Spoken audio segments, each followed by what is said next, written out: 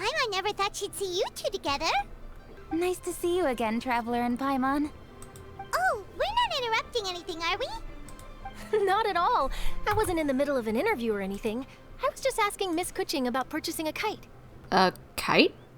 A kite? Are you buying some regional specialties to bring back to Fontaine? I love how me and Paimon all said it exactly the same. Other than me being slower. Well, yes. And... It seems you haven't heard yet. The theme of this year's Lantern Rite is kites. Cool. Oh, so that's why Paimon has seen so many floating in the sky. Liyue Harbor is always changing, so it is only fitting that Lantern Rite should change in turn. The Qixing believes it would benefit Liyue to build on our own cultural foundation by embracing the technologies of other nations. After all, it is said that the stones of another mountain may serve to better polish one's own jade. yeah, remember my business meeting with Tianquan Ningguang the last time I was in Liyue Harbor? That's what it was about. Oh. At the, I think that was during the TCG event. Wow, they set that's interesting that they call back to that. But all I really did was use my network to introduce Lady Ningguang to some interesting people. I'm not sure that quite counts as fostering cooperation. In the end, we decided to combine Liyue's traditional art of kite making with Fontaine's mechanical vertical lifting device. Mechanical lifting device? Sounds pretty impressive. But don't kites just use the wind to fly? Why would you need to add something mechanical? Well, you've actually just answered your own question, Paimon. How high and far a kite can fly depends as much on the weather conditions as on the skill of the person holding the string. But as soon as there's no wind, you can only flail about helplessly like a sweet flower medaka out of water. Experience doesn't matter at that point. Exactly. Liyue is now a nation ruled by humans, after all. It's about time we had the power to make a kite fly, don't you think? Sure. Plus, the easier we can make it to enjoy, the more people will want to participate. That's not a bad idea, actually. Right? I also thought it was a novel idea. Plus, it shouldn't cost much to do. With Miss Charlotte's help, everything has gone smoothly. Our new mechanical kites are already available to purchase from a stall in the harbor.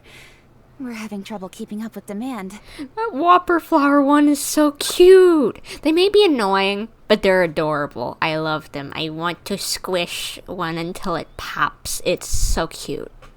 We also gave quite a bit of thought to the price. We didn't want it to be too much more expensive than a traditional kite. Cool! Turns out you two and Ningguang like playing with toys just as much as Paimon! Toys?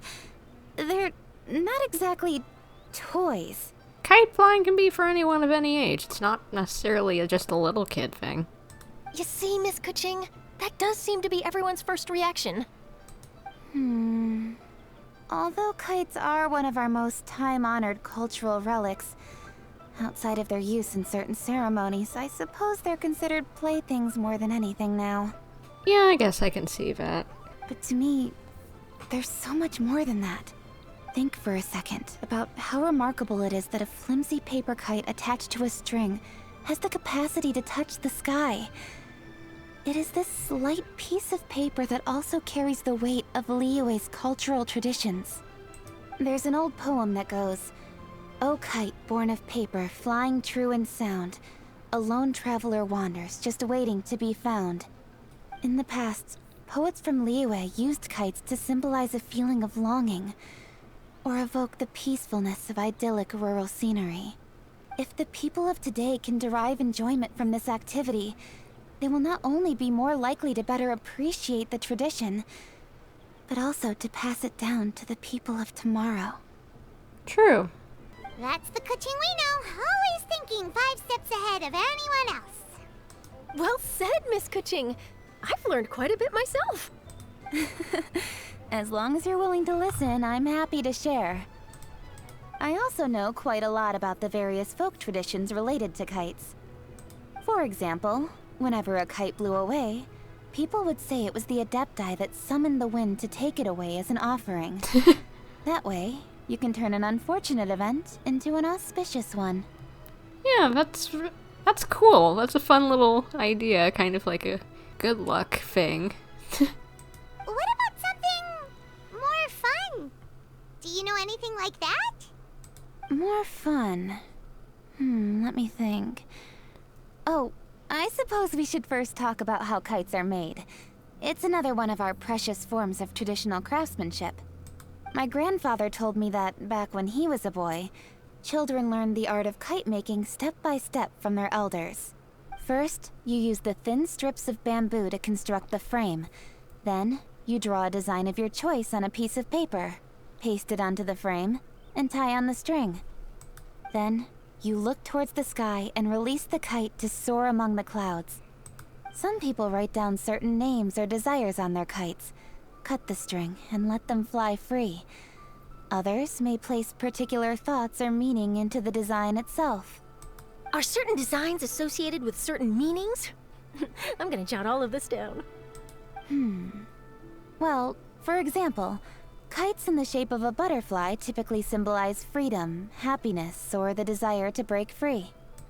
Fascinating. What else can you tell me? The scissored-tailed swallow is the most classic design. It symbolizes good fortune and joyful tidings. Different colors also have small variations in meaning. Are these commonly understood meanings and symbols in Liyue? Kind of like the language of flowers in Fontaine. I believe so. Most have probably heard something about it from their elders at some point. If you're interested, Miss Charlotte, I have several books on the topic that I could lend you. They could be a useful reference. Is someone looking at us or paying attention to us? Who are you two? That would be a huge help! Great! Looks like I've got the outline for quite the article on my hands. Hope it goes well. Perfect! We're gonna take a look around.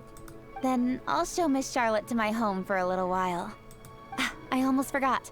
The Ministry of Civil Affairs is hosting a kite flying contest on the night of Lantern Rite. If you're interested, you're more than welcome to bring a kite and participate. The rules are simple. Whoever flies their kite the highest and furthest within the time limit will receive a special honor along with a secret prize. I've already prepared more than enough empty film for the event. I can see the spectacle already.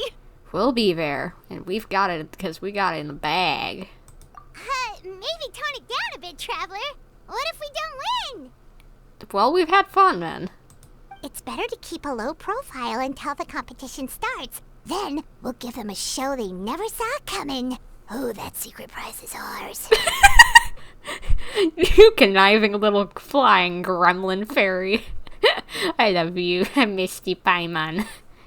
Then I'll look forward to seeing your performance. You bet! See you then!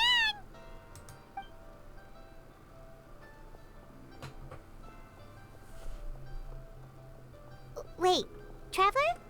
Take a peek to your right. Do you see those two people lurking over there? Finally, we mentioned them. They've been staring at us. I was wondering if it was just a crowd shot or if it was actually them paying attention to us. Yeah, I see him. Is it just Paimon?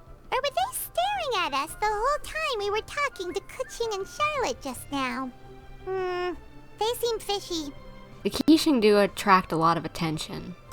Huh. Well, yes, but something's up. Paimon just has a bad feeling. Do you think they could be treasure hoarders? They always seem to be stirring up trouble during Lantern Rite. True.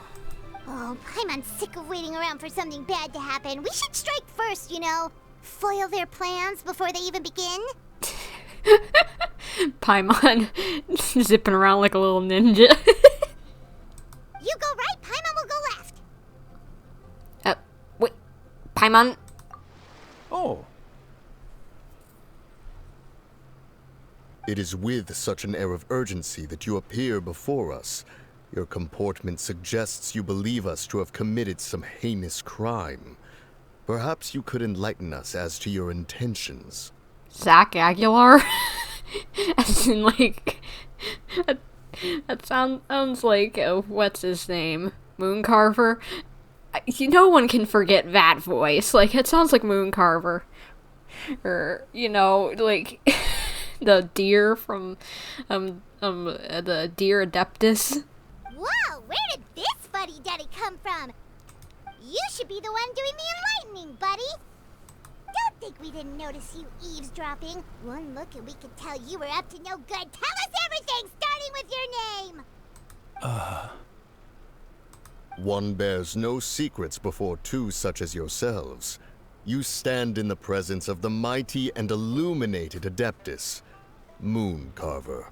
I thought it was Moon Carver.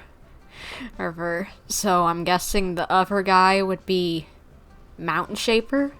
I can't imagine this guy being with anyone other than another Adeptus, you know, or just announcing it straight out in front of someone that he wasn't another Adeptus. For the purpose of this foray into the mortal realm, however, you may address one as Hojong. Hojong? Oh, okay. Hi. That voice should not be coming out of that face for me for some reason. That, just like, the voice is a bit too deep for this, like, little old man that it's coming out of. You kidding? That deer's got his head stuck so far up in the clouds, there's no way he'd humble himself down here with the rest of us. Paimon, do you not recognize the voice?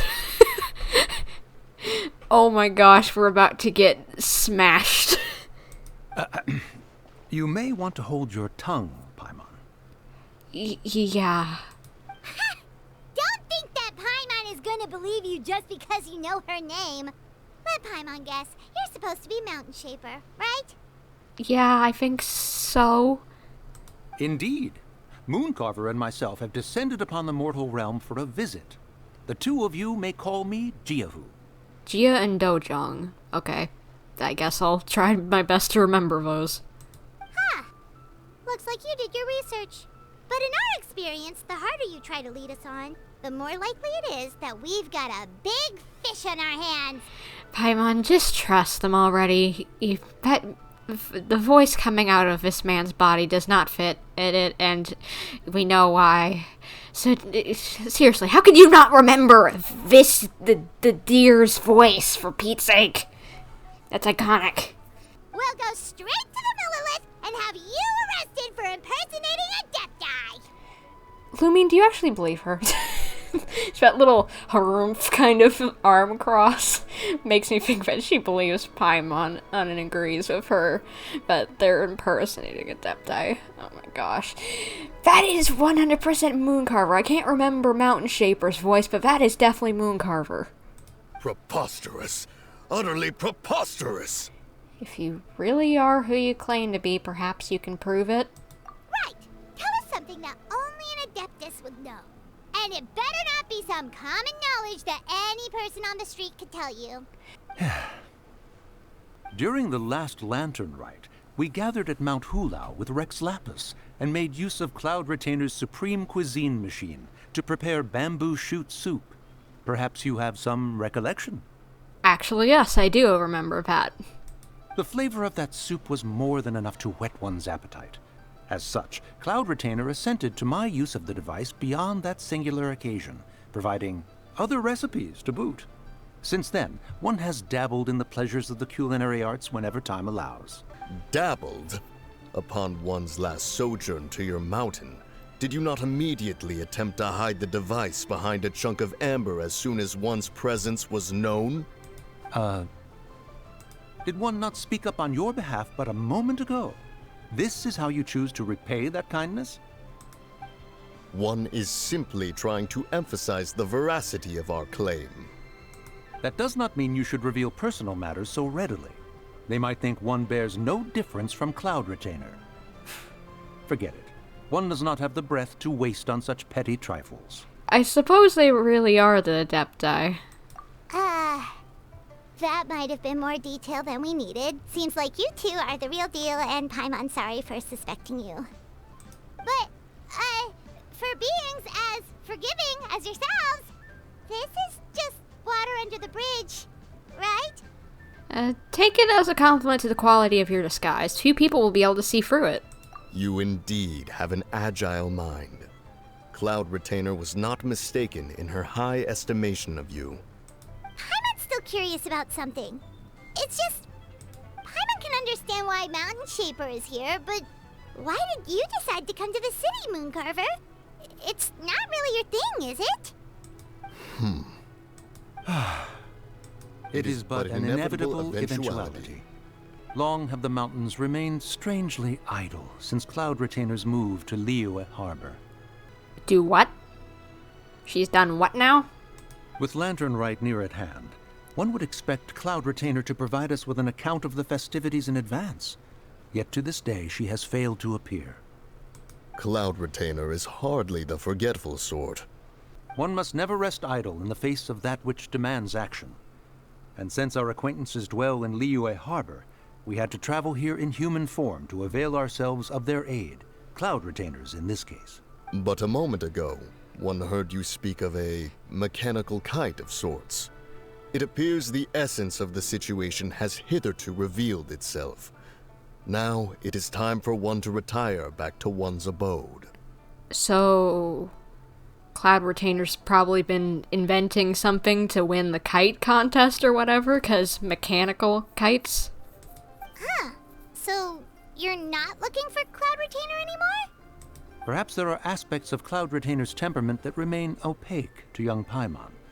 Given one's understanding, one can only imagine the anger that now consumes her. Cloud Retainer is of a proud and arrogant disposition. She holds the belief that her skill in mechanics surpasses that of all others. One can be quite certain it is hardly with an open mind that she regards the arrival of this new technology. Ah, so she sees it as like competition, the technology from Fontaine, but she thinks hers is better. One surmises that she has shut herself away, refused all company, and buried herself in the study of her own creations. To call on her would only invite her rebuke.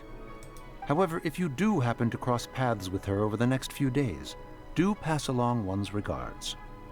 Sure, leave it to us. Yeah, if we see her, we'll say hi for you two. Have a safe trip back, enjoy the scenery, and happy Lantern Rite!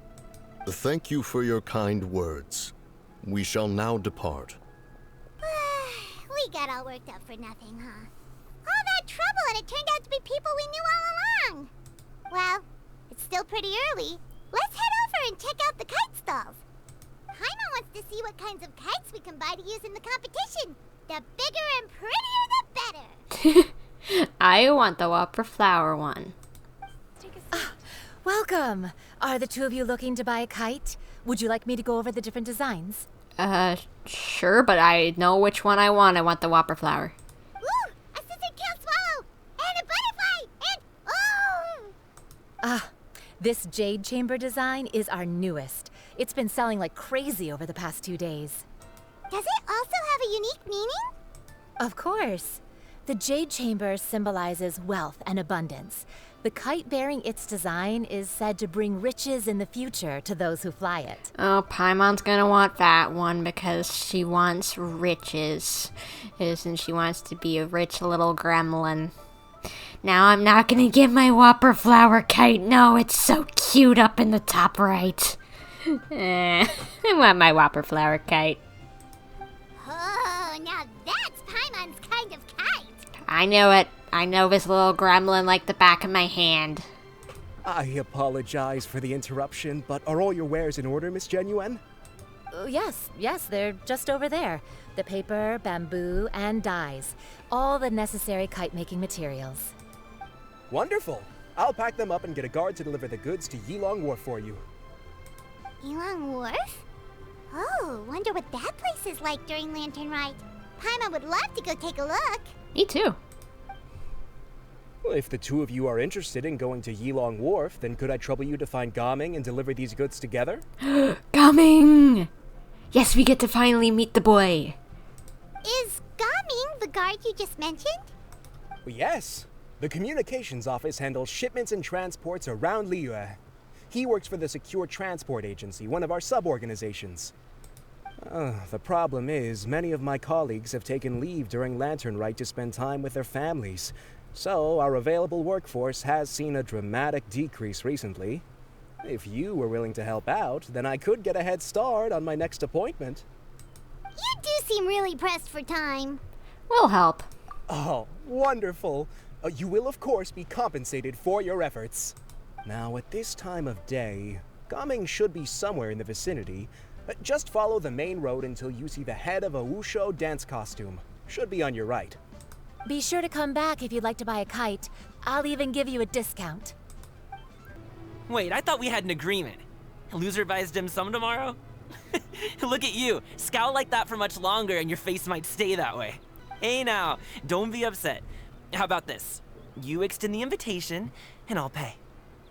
I really like his accent that he has. I can't really explain what it is.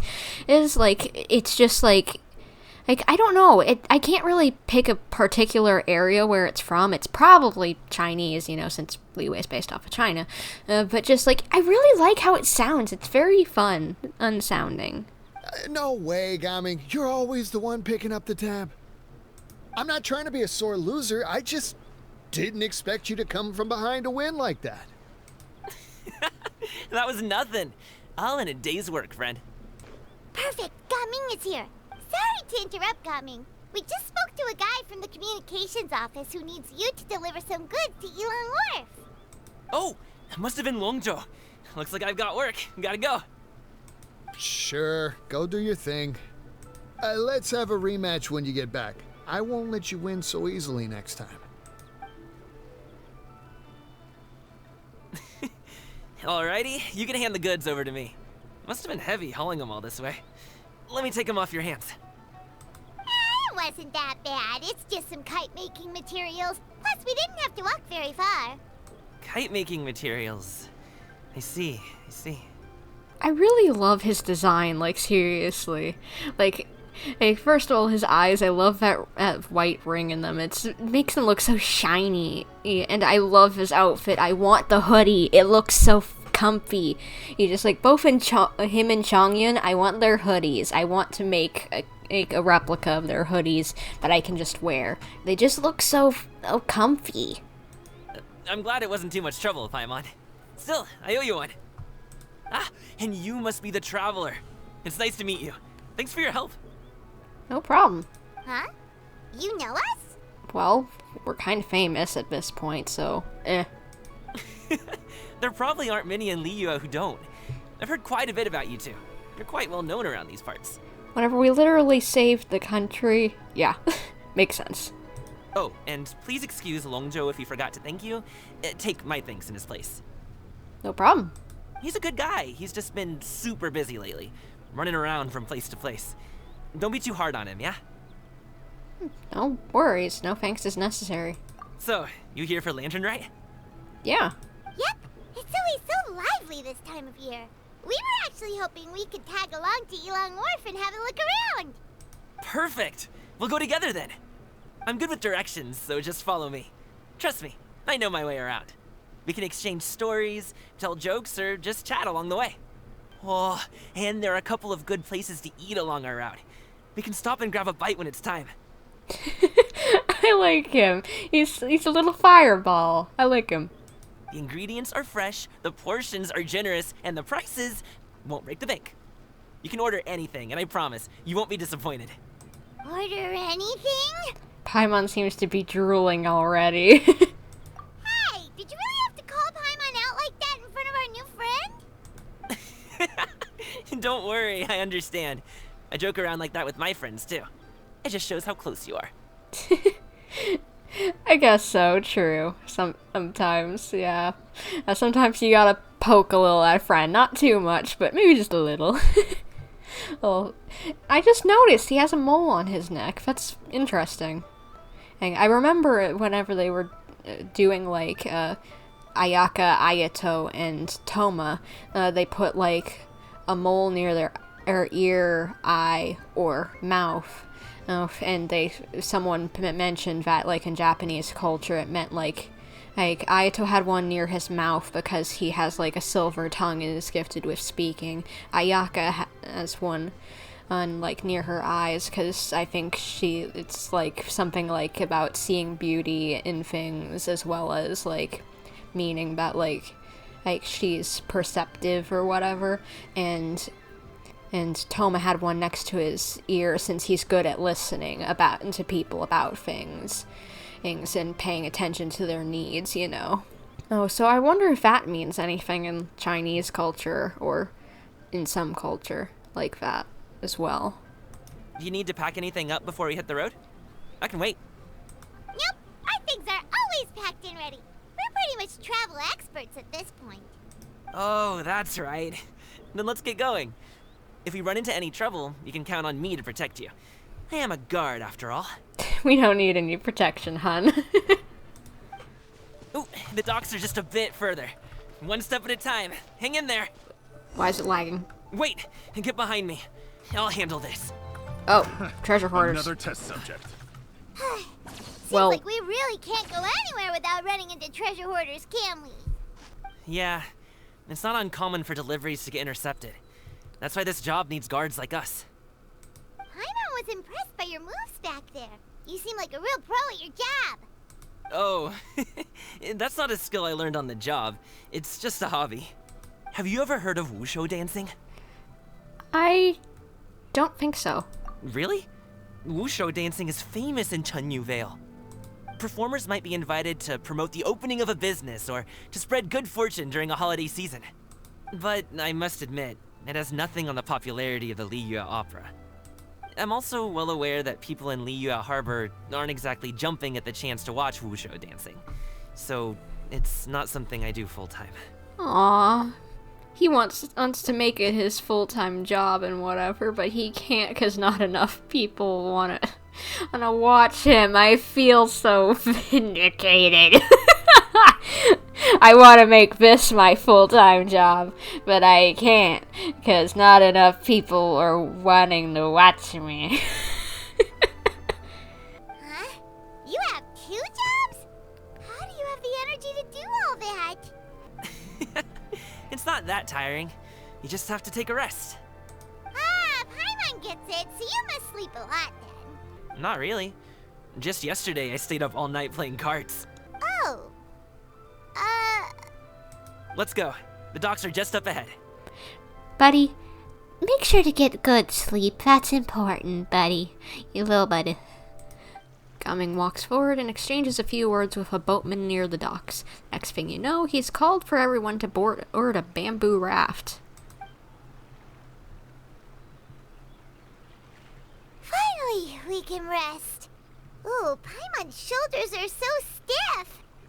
And her stomach so empty. Sorry. Did I push the pace a bit too much? I mean, you were the ones who said you were travel experts. Yeah, you... It was just too hilly. Floating up and down so much. Where's Paimon out? Oh, Paimon was finally satisfied and now her poor stomach's empty again. We'll get you food, Aw. Paimon. Would you like some winter melon cake? I have some on me that I bought from a store. Some what? Yes, Paimon will take all you got. I want to know what that is. You might want to pace yourself there, or you'll be too full to eat a proper meal later. Paimon never gets too full. Just like you apparently never get tired, no matter how far you walk or how many jobs you work. It is true. She is I a see. garbage disposal. Then here you go, Paimon. And for you, traveler. Enjoy. I want to see what it looks like. And here's some for you too, Uncle Wushou. Don't think I forgot about you, my friend. I'll just set it to the side here for you. That's so nice. Gaming seems like a real people person. He can get along with anyone, and he treats every person he meets like a close friend. That hit the spot. Paimon thought she was going to starve to death for a minute there. That close of a call, huh? I've been eating winter melon cake ever since I was a kid. You can buy them from all sorts of places, whether it's a small vendor on the side of the road or a big restaurant in the city. But each place produces cakes with a slightly different flavor. I want to see what it If looks you like. These like. ones, I can give you the address of the shop I bought them from. I'll just have to check when we get back. Oh, all my jabbering must be making it difficult for you to enjoy the scenery in peace, huh? Don't be afraid to tell me to zip it for a little while, okay? Really, I won't be offended. Don't worry, bud. It's fine. It's okay. Paimon is kind of enjoying listening to your chitter-chatter. Me too. I like him. Aw, a fed Paimon is a happy Paimon, huh? I love him. Mama could be in a good mood anytime she wants. I love him. I love Gumming already. No ifs, ands, or buts. I'm getting him with the free 4-star. Woohoo! We're here! Don't forget your things, and watch your step as you get off the raft, or you're in for a swim. Yes, careful, Paimon. Watch the gap. Mind the gap. Thanks for the ride, Uncle Wushou. You take care of yourself now. I'll see you some other time. I really like Gaming. Really. He's such a fun little character already. I want to pinch his cheeks. He's so sweet. Okay, follow me. This way is fastest. We'll have to take the elevator up to the secure transport agency.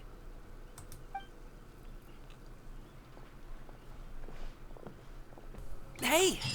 Slow down. I'm begging ya. What is it?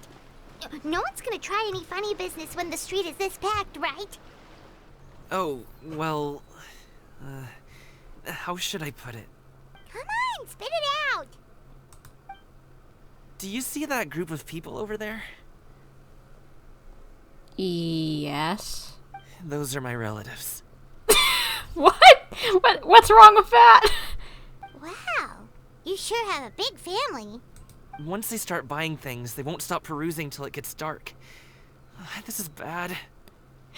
Do you have some judgmental family like Xianyun? They're your family, not your arch enemies. What's there to be afraid of? Unless... Oh, did you do something horrible to them? No, it's not that. I'm just not that good at dealing with my family. It would be best if we could steer clear of them. I'll explain more when we have the chance, but right now, we've got a job to do. Then we'll just have to sneak past them. Wow, you guys are good.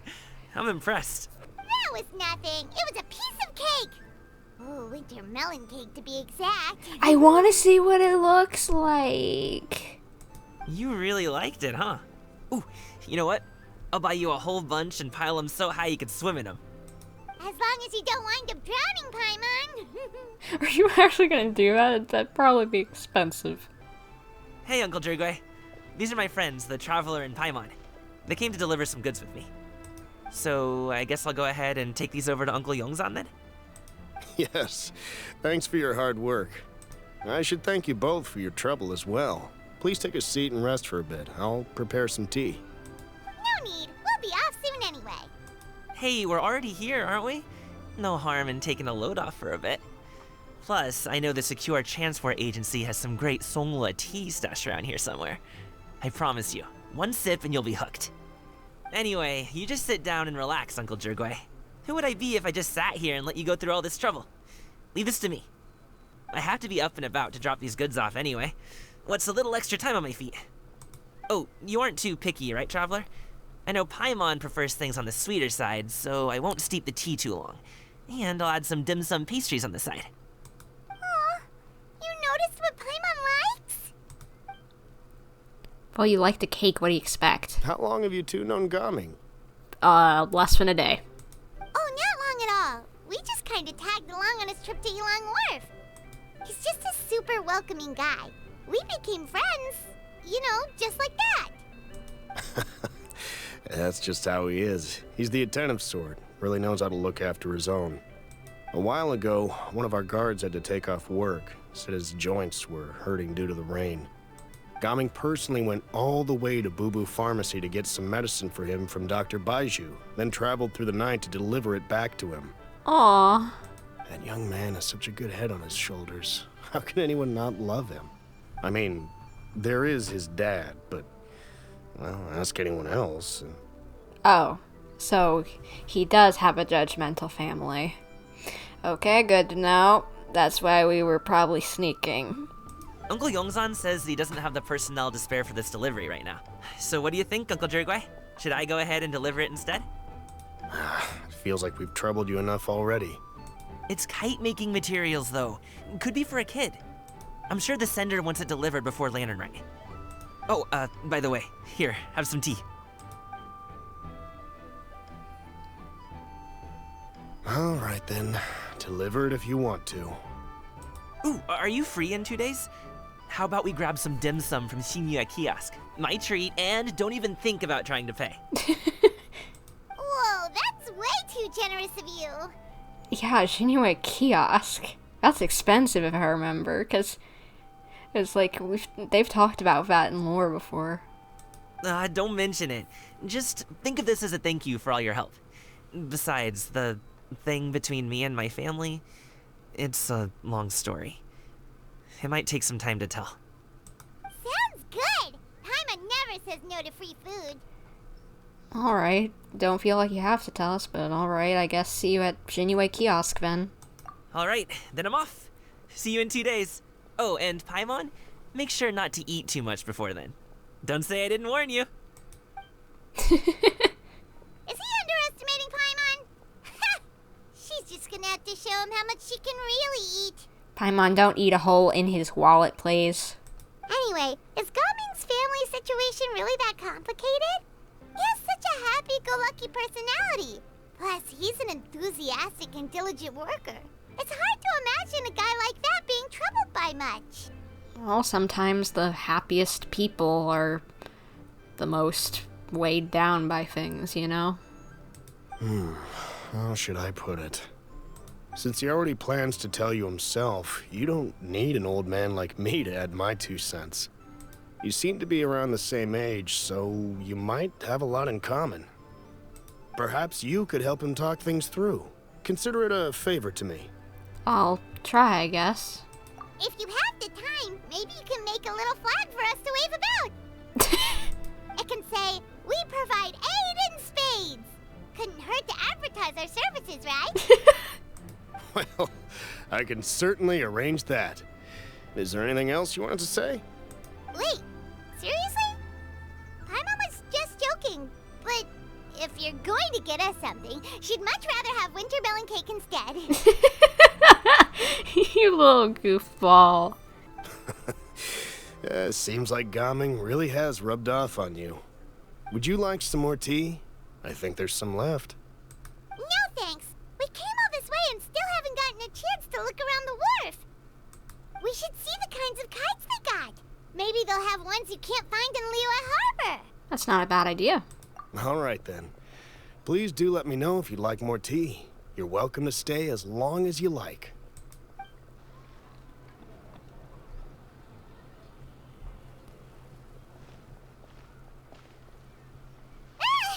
What are you doing here? The way you speak, one might have presumed you were displeased to be in one's presence. Greetings, Cloud Retainer. Take note, Paimon. You could learn a thing or two about how to respect your elders. Ugh, starting on the elder stuff already, huh?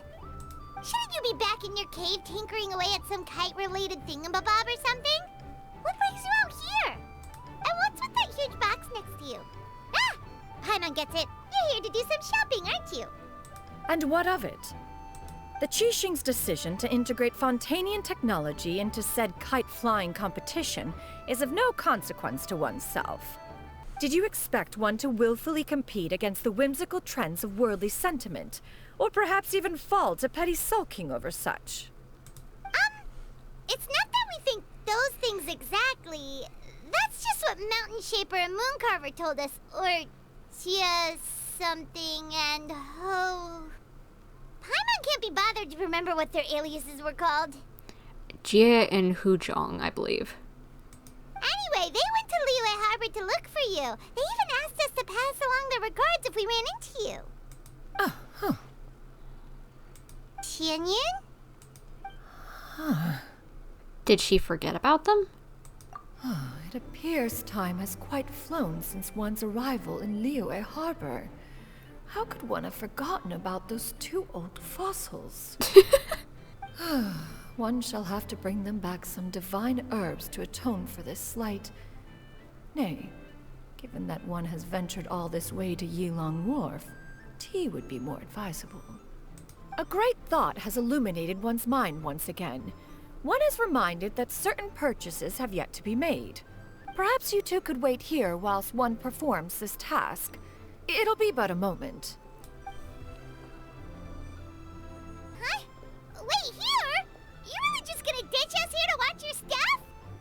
Oh, that woman really just does whatever she wants. Let me go see what she's up to.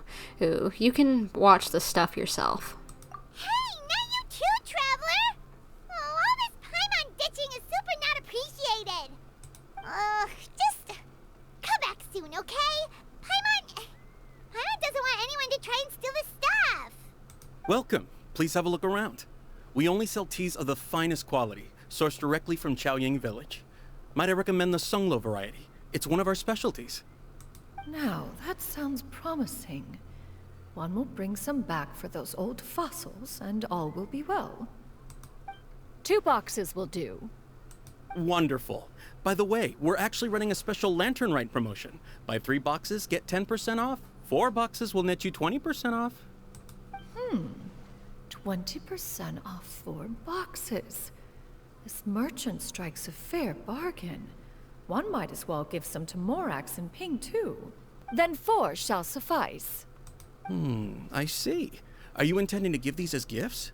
If so, perhaps I can interest you in these exquisite gift sets. Buy 10, get half off. Okay, stop drumming up the sales, bud. Look at the magnificent design, and the red ribbon gives quite the festive flair, don't you think? Such a gift would be sure to impress any lucky friend or family member. 10 boxes. Seems rather excessive. But if one factors in the Conqueror of Demons and one's disciples... 10! A nice round number, don't you think? Of course you do. I'll even shave a little extra off the price for you.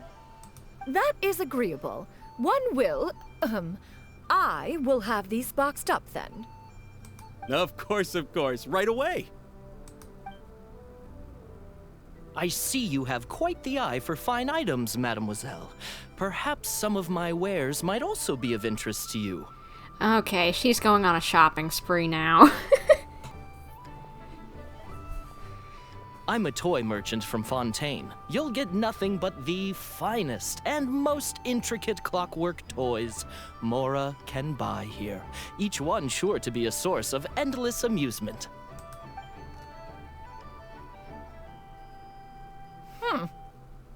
Perhaps you could enlighten me then. When should said amusement be derived? Well, that is, of course, best understood by playing with them yourself. If you could wait just a moment, I can bring one out and give you a demonstration. What? Why are you freaking out? There is no need for that. Mademoiselle. Give me your newest and finest model, and be sure to package it securely. Ah, of course. Here you go. Why? What are you doing? The instruction manual is... I can do without. Thank you.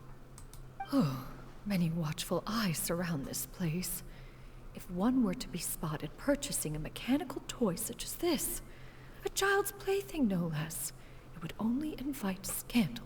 No one knows it's you, Cloud Retainer, and even if it was, who cares? There is no harm in bringing it back to study in secret.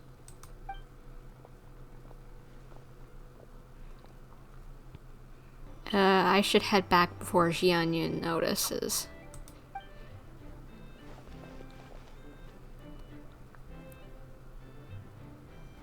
Oh, Shenhe, did your shopping go smoothly? Naturally. One may not delight in social interactions, but that does not mean one lacks in faculties. Seems like Xianyun is easily swayed into buying things. That box looks fit to burst already. And you too? Are you not here to purchase things? Yeah, a kite. We just haven't had time yet. It doesn't look like there are any kite stalls around Yilong Wharf, but it does look like there are lots of goods from Fontaine. You are also planning to participate in the kite flying competition, then? Also, so you are? One means to say, you along with all the other youths. One has been entreated to share one's kite-making expertise, and indeed, there was little one could do about such persistent supplication. One moment energetic and earnest, and dejected the next. One had no choice but to acquiesce to these requests, and thus, one will be organizing a kite-making workshop to provide personal instruction in this art form. Cool. Oh, who will be participating then? Shuyu, Shenhe, Ganyu, and Xiao. Okay. I don't know who Shuyu is. Wow, that's quite a few people. Also, this is all pretty well, Xianyun, but it's not like you have to make your own kite to participate in the competition. You can just buy one ready-made and call it a day. Ha! You speak of those equipped with the mechanical lifting device, do you not? 'Tis nothing but a crude piece of mortal machinery. The mechanism that one has developed was the fruit of millennia of meticulous study. Let us not speak of the source of the mechanism's power, but rather its structure. It is composed of materials as light as bamboo and as strong as iron. This composition grants it the lightness of weight to ascend into the sky and the durability to follow the wind for many a mile. It is built with a series of intersecting rods that... Hun, you're getting way into the technical side of things. I know we can all nerd out on stuff, but you're losing me here. Never mind. It is unlikely the two of you will understand, even should one expend the effort to explain. Correct. One is better off saving one's breath. Thank you. It sure seems like you want to talk about it, though. So, will you be attending the workshop or not? Sure, why not? Huh? Wait, you've been trying to invite us this entire time? Seems interesting. All right then. No need to prepare the materials in any case. One has it all sorted. Arrive at Mount Outsong in 2 days. I shall be expecting you around midday. Are you leaving? Don't you want a guide to help you with that big box of yours? Surely you jest. One goes as one pleases. For what reason would one need to rely on another? But I guess you can probably take care of yourself. Oh, and you can make it float. That helps too. It can float? What kind of invention is that? A cool one. One calls it the floating toting device. Nice. Huh. She seems pretty proud of that one. Look at her walk down the street. She seems so confident, but everyone around her is looking at her all funny. Paimon wonders... never mind. If they know who she is, maybe. But anyway, that box of hers seems to be full of those mechanical lifty thingamabobs. Not that Paimon was peeking or anything. She just, got a bit unsteady for a second and accidentally brushed the embroidery on top. Sure. And wouldn't you know it, all the stuff inside almost came bursting out. Paimon even went out of her way to keep it all together. Ah, what will I do about you, Paimon? All Paimon say is that Xianyun sure does try hard to save face. What did she call it again? A crude piece of mortal machinery? Paimon bet she just can't wait to take it apart and see how it's made. It does sound like something she would do. Totally. We should probably act like we didn't see anything, though. You know, in consideration of her feelings and all. Yeah, true. After all, that is the propriety with which one should comport oneself. When it comes to an elder, right? Oh, you're here early. I just ordered. The food should be out in a second. Sit down, sit down. Let's all take a seat. Here, hand me your cups. He just teleported. Oh, thank you. Did you see that? Like, it was just like it's like it didn't have enough time to load him into the seat. Wait, you weren't supposed to drink that, Paimon. Oh, what? What'd she do? What'd she do wrong? That was for you to rinse your utensils. That's a thing? I've definitely never heard of that. As you talk, piping hot dim sum dishes arrive at the table one after another. And just when you think that all the dishes have been delivered, the hostess brings over a generous bowl of seafood congee. Wow, so much delicious food. Do you really eat all this just for breakfast? That's just how we do it where I'm from. Most of the time, though, I don't eat lunch after dim sum. Oh, that's good to hear. Paimon doesn't need to worry about holding back then. Eat! If it's not enough, we can always order more. Oh, and there's tong soy coming as well. I don't usually have that in the morning, but, well, since everyone's here, I just had to order it. What about you, Traveler? Is the food to your liking? Want some more seafood kanchi? Let me refill your bowl. That would be great. Thanks. Paimon's gonna take you up on that. Fill it up nice and full and make sure she gets a few extra shrimp. Thanks! Everyone picks up their chopsticks and begins to dig in. Each dish tastes exquisite and is uniquely flavorful. You slowly start to relax as you enjoy pleasant conversation over a satisfying meal. This goes on until even Paimon can't eat another bite. So full. That meal was so satisfying, it even gave Paimon some extra brain juice. Oh, listen. Paimon's figured it out. Figured what out? Let's think about this for a second, Gaming. You invited us to this awesome restaurant and ordered a whole table full of expensive dim sum just for the three of us. Well, you must be hiding the fact that you're some young master from a rich family. That would explain why you try to keep your friends and family away from each other. Are you confusing me with Xingqiu? That's exactly what I was about to say. Huh? You know Xingqiu? You sure know a lot of people.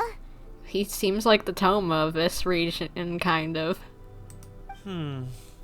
Well, when you're on the road as much as I am, you hear all sorts of rumors.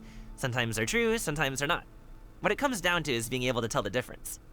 More often than not, that means knocking on some doors to find out for yourself. Oh, you truly are a man of many talents, young Master Gaming. Okay, enough with the teasing. Sorry to burst your bubble, Paimon, but you're wrong about my family situation. What? Oh, Paimon thought she was onto something there. My dad is just an ordinary tea merchant. Small scale stuff, you know? It wouldn't even make sense to mention his business in the same breath as the Xianyun Commerce Guild. My dad... he always wanted me to inherit the family business. To be a merchant like him.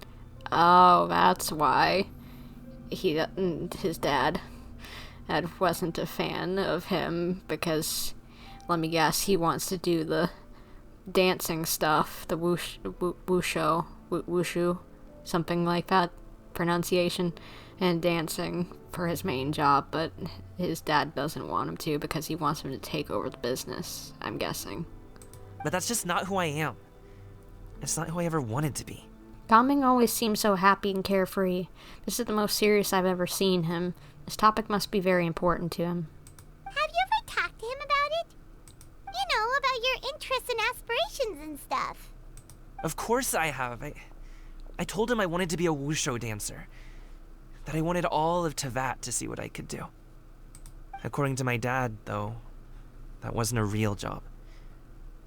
Just a child's pipe dream. Aww.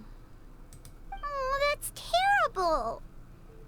I'm sure he thought I would come around eventually, but Wushou dancing has always been the only thing I wanted to do. I know that feeling.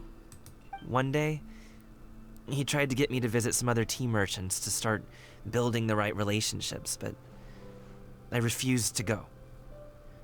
We got into a huge fight. We were this close to throwing hands. Throwing hands? Isn't that a little too modern of a saying?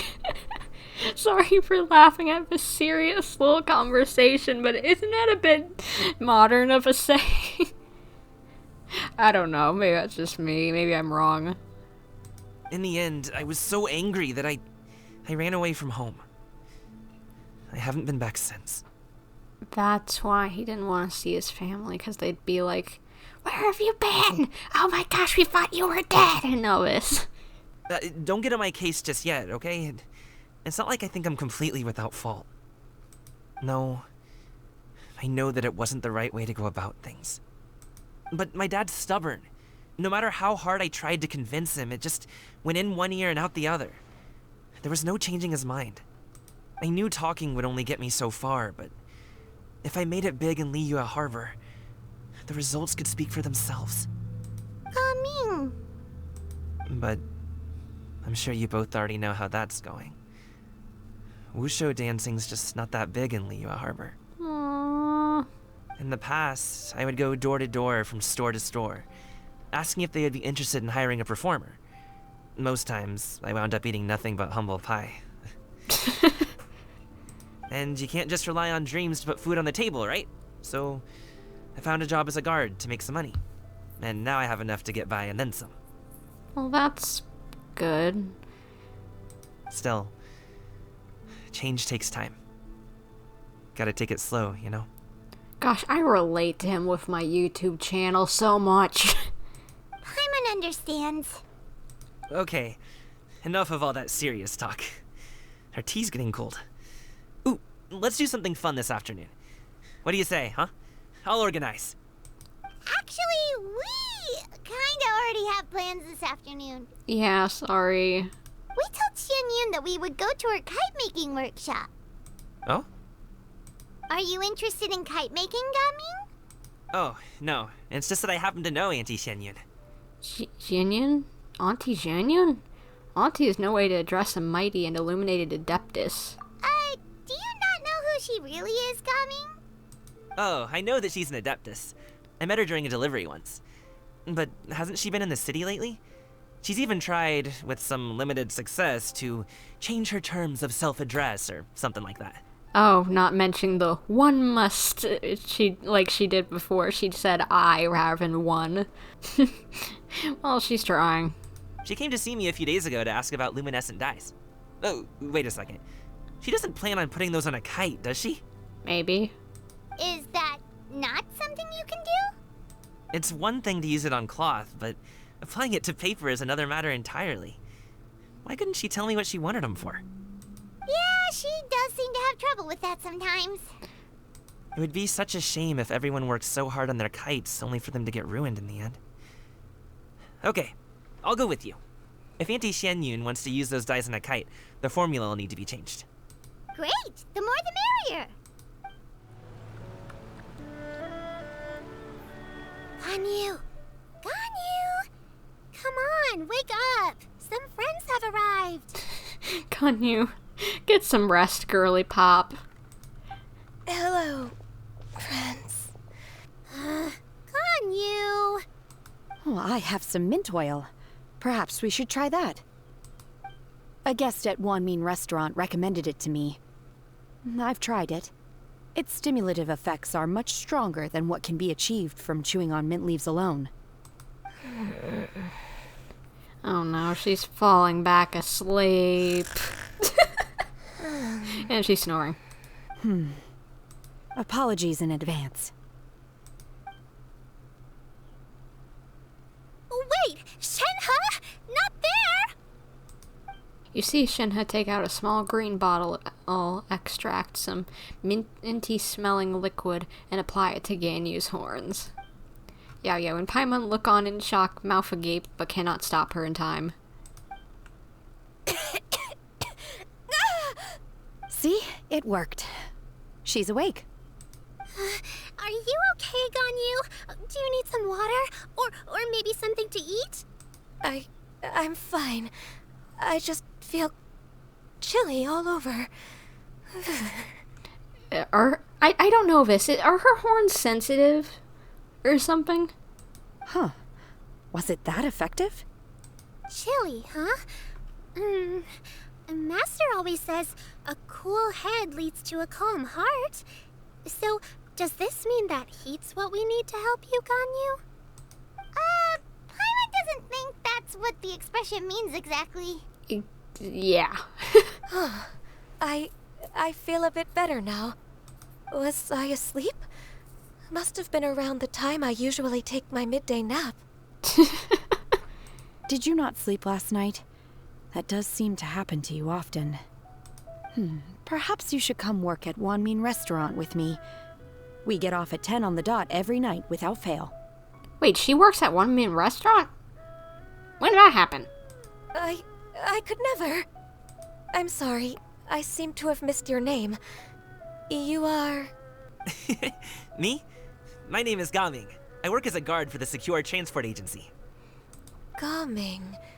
The name sounds familiar. I believe I've heard your name mentioned around the Ministry of Civil Affairs. People tell me you're an extremely enthusiastic worker, and you are very generous with your help. Well, you know me. Or, I guess you don't. My name is Ganyu. This is Shenhe, and this is Xiao. It's an honor to finally meet you all. Oh, you must be here for Auntie Xianyun's kite-making workshop, right? Yes. I have neither made nor flown a kite before. As long as Master is willing to teach, I am willing to learn. Me too. I want to participate in the kite flying competition with my best friend. Oh, right, Chi-Chi. I forgot that those two were best friends. Plus, it's more meaningful if you make the kite yourself, right? Your best friend didn't come with you? Well, Chi-Chi's been super busy helping Dr. Baiju lately. I'll meet up with her later and give her a huge surprise. Oh, I also brought bandages and ointment with me today. It's easy to cut yourself when working with bamboo, so I thought I should come prepared. Aw, good job, Yo-Yo. Always being prepared. Wow, you're really thoughtful. As for myself, I'm afraid I lack some of my companion's enthusiasm. I was originally planning to buy a ready-made kite and just enjoy the festive city atmosphere with everyone. But Cloud Retainer is always going out of her way to look after her juniors, wanting us to have the best there is. She always puts us before herself. Aw, that's sweet. It was so thoughtful of her to arrange this workshop, so I simply couldn't let such consideration go to waste. My motivation for being here might be a little different, yes, but I'm ready to put in just as much effort as everyone else. Well, we're all here, but where the heck is Xianyun? Shouldn't she be here by now? Yeah, where's she at? Who is it that speaks of oneself in such an ill-tempered tone? Oh, come on! You clearly heard Paimon! Master stopped to buy grilled tigerfish to share with everyone. Come get it while it's still warm. Who are you? Did I miss something from, Cloud Retainer's quest or something? Because I see she has the red tassel design that, like, all like, Cloud Retainer and her students have, you know. Who are you, Shuyu? Oh, Paimon, sorry, Miss Illuminated Bird! Paimon always knew you were the smartest, coolest, and prettiest Adeptus. Someone as wonderful as you is sure to have brought enough for Paimon as well, right? She wants tigerfish. Cloud Retainer sets down her bags while Shuyu hands out the grilled fish. As everyone begins to talk, lively conversation fills the usual tranquil environment of Mount Aocheng. So delicious. Paimon's life is complete. It appears that we've ended up with quite a few participants indeed. Go ahead and divide yourselves into small groups. The materials are over here. The regular dyes and luminescent ones have been clearly marked. Use them as you see fit. As for how to make the kite, one assumes you all made sure to listen to the instructions one provided while we were eating. Yes? Are there any questions? Paimon may have focused a little too hard on the eating and less on the listening. I'll be the one making it anyway, so you can just help out. Paimon knew she could count on you, Traveler. One will wait under this tree and avail oneself of the cool air while one digests. Do not hesitate to seek one's company if you have any trouble, questions, or simply want to chat. We're not in any hurry to get started. Why don't we go see what the others are up to? Hey, Gaming, want to team up? Huh? I have to participate? I thought I'd be done for the day after adjusting the dye formula. You're that unenthused by kite making, huh? That doesn't seem like you. No, it's not that. It's just... What? It would take too long to explain. I guess I'll just make one then. What shape should we go with? How about a butterfly? Well, if I remember correctly, Keqing mentioned that the butterfly meant, like, wanting freedom. happiness, etc., that kind of stuff. Of course, he picked the butterfly. The butterfly symbolized the desire for freedom. Perhaps that's also what Gaming's searching for. What do you think, Xiyu? Is there a particular design you want? I want a swanee!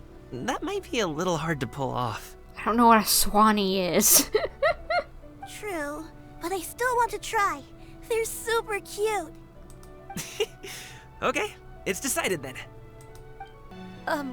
Shenhe, it would be great if you could refrain from putting things on my horns from now on. They're really quite sensitive. I see. My apologies. I shall remember that in the future. Thank you. No harm done. Good. Could I touch them just once more, though? No oil or anything this time. I've just always wondered what Miss Ganyu's horns feel like. Huh? Please, I told you, just call me Ganyu. Well, alright. Just be gentle. Aww. Firm to the touch with no discernible temperature. Oh, not unlike certain medicinal plants I've eaten before. Don't eat them! Still, Ganyu appears to be shaking like a cat whose whiskers have just been touched. I should stop. I see. Then I'll apply the oil to your forehead next time. Oh, no need. I'll just refrain from taking afternoon naps outdoors. Anyway, is she we okay? should probably get started on our kite. It won't be long before Cloud Retainer comes to check on our progress. Perhaps we should just choose the most traditional style. Okay. Well, they seem to be getting along swimmingly. Let's not disturb them. Auntie Cloud Retainer, look! Am I doing it right? Very good. Your frame is nice and sturdy. This design, is it a finch? Yep. I used to do that so much whenever I was a kid. I don't know if I can still do it. I used to try and do bird sounds. Let's see.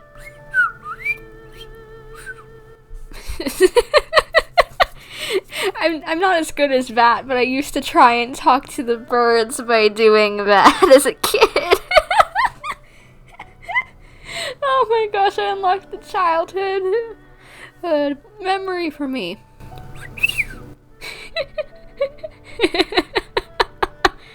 That's so cute. One is looking forward to seeing your finished product. What color are you going to make it, Yao Yao? I haven't decided yet. If I make it blue, it'll be more like my friend. But if I make it gold, it'll be more like me. Well, why not both? If you are asking for one's own opinion, one would advise choosing gold. Crab, get off the kite. You're gonna ruin it. What are you doing? Get away, Crab. Shoo. Shoo. Yeah, he's stuck. When giving a gift, the key consideration is the recipient's feelings, is it not? One imagines your friend would much prefer a kite that reminds them of you. Oh, hey, I never told you the kite was for Chi-Chi. How did you know? With age comes wisdom, child. One simply has a way of knowing things. Oh, cool. Thanks, Auntie Cloud Retainer. She's so cute. I want to give her all the head pats. She's so adorable. I'm gonna start painting it gold right now. Good. One will watch. Crab, go away! You're gonna poke a hole in the kite. You two seem strangely unoccupied. One was under the impression that one was supposed to be doing the relaxing. Is your kite finished? You said we could come over and chat. We actually haven't started yet, but we're going to start, right now. First, we have to decide on the shape. Hey, what are you laughing at? What is... The obvious answer is to make a Paimon-shaped kite. I was about to say that! Dang it, it beat me to the punch. completely crazy idea. If nothing else, a Paimon-shaped kite could at least make sure you never get lost on your travels and always find the tastiest food and funnest things to do wherever you go. Maybe we're not exercising enough artistic license. Ooh, we should exaggerate this a bit. How about this? The word Paimon means the guardian angel of travelers. That's weirdly specific.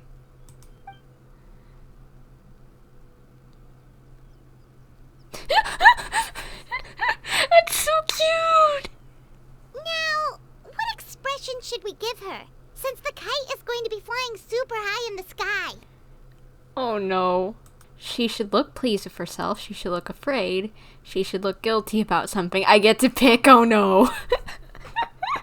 Oh no. Which should I pick? I wish I could see all three. She should look afraid. It's too high! Someone say Paimon! She's about to faint! Like that? Yeah. Or let me rethink this. What are the other two? I want to see your dialogue.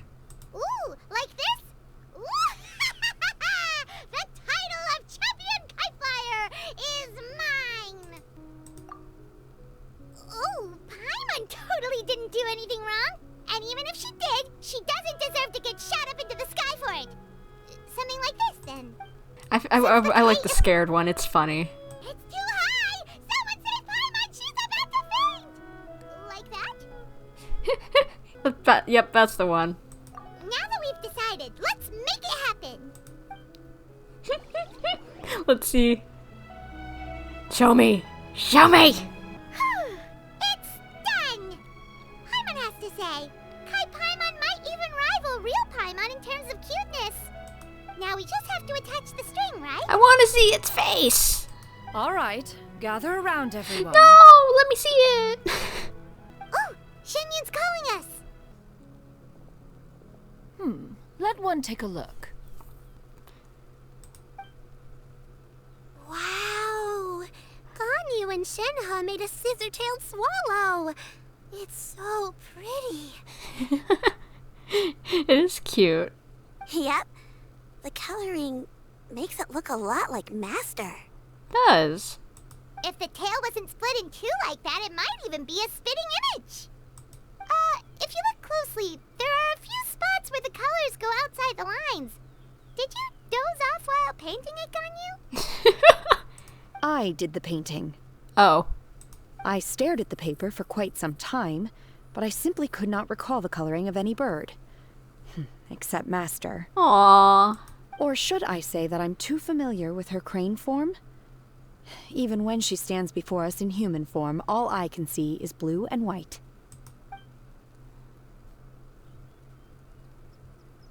Oh. Well, now that you mention it, Paimon can see it too. Yeah, me too. Oh, and I loved that, like, the mask one for, Shuyu, the Wushou mask. That was cute. Exactly. Wushou. Whatever. So I simply closed my eyes and painted from memory. No way. You can paint with your eyes closed? Wow. The disciples of Adepti really are something. Yeah, that is crazy. You are most filial, Shenhe. One is flattered by the likeness. The Swanee that Gaming and Shuyu made looks very majestic. I'm sure it'll look even more impressive as it soars through the sky. Yeah. The eyes and ears glow in the dark, so you're sure to see it at night. Your golden finch is cute too, Yao Yao. It's all thanks to Auntie Cloud Retainer's guidance. What about your kite, Traveler? Let's see it.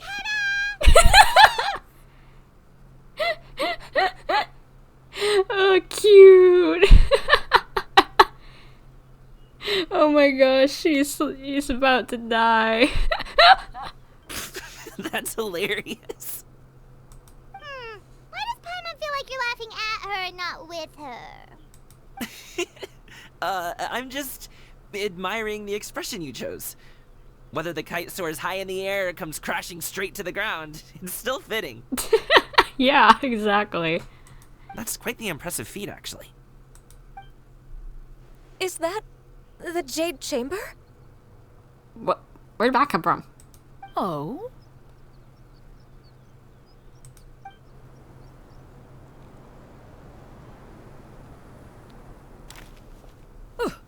Who dares attempt such a flagrant display of impropriety by releasing a kite into one's territory without one's permission?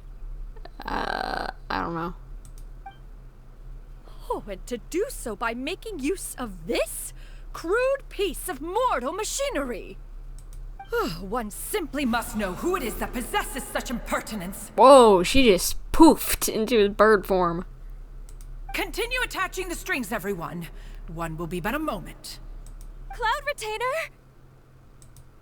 Traveler, Paimon, could I trouble you to go after Cloud Retainer? Sure, no problem. Master's going to be okay, right?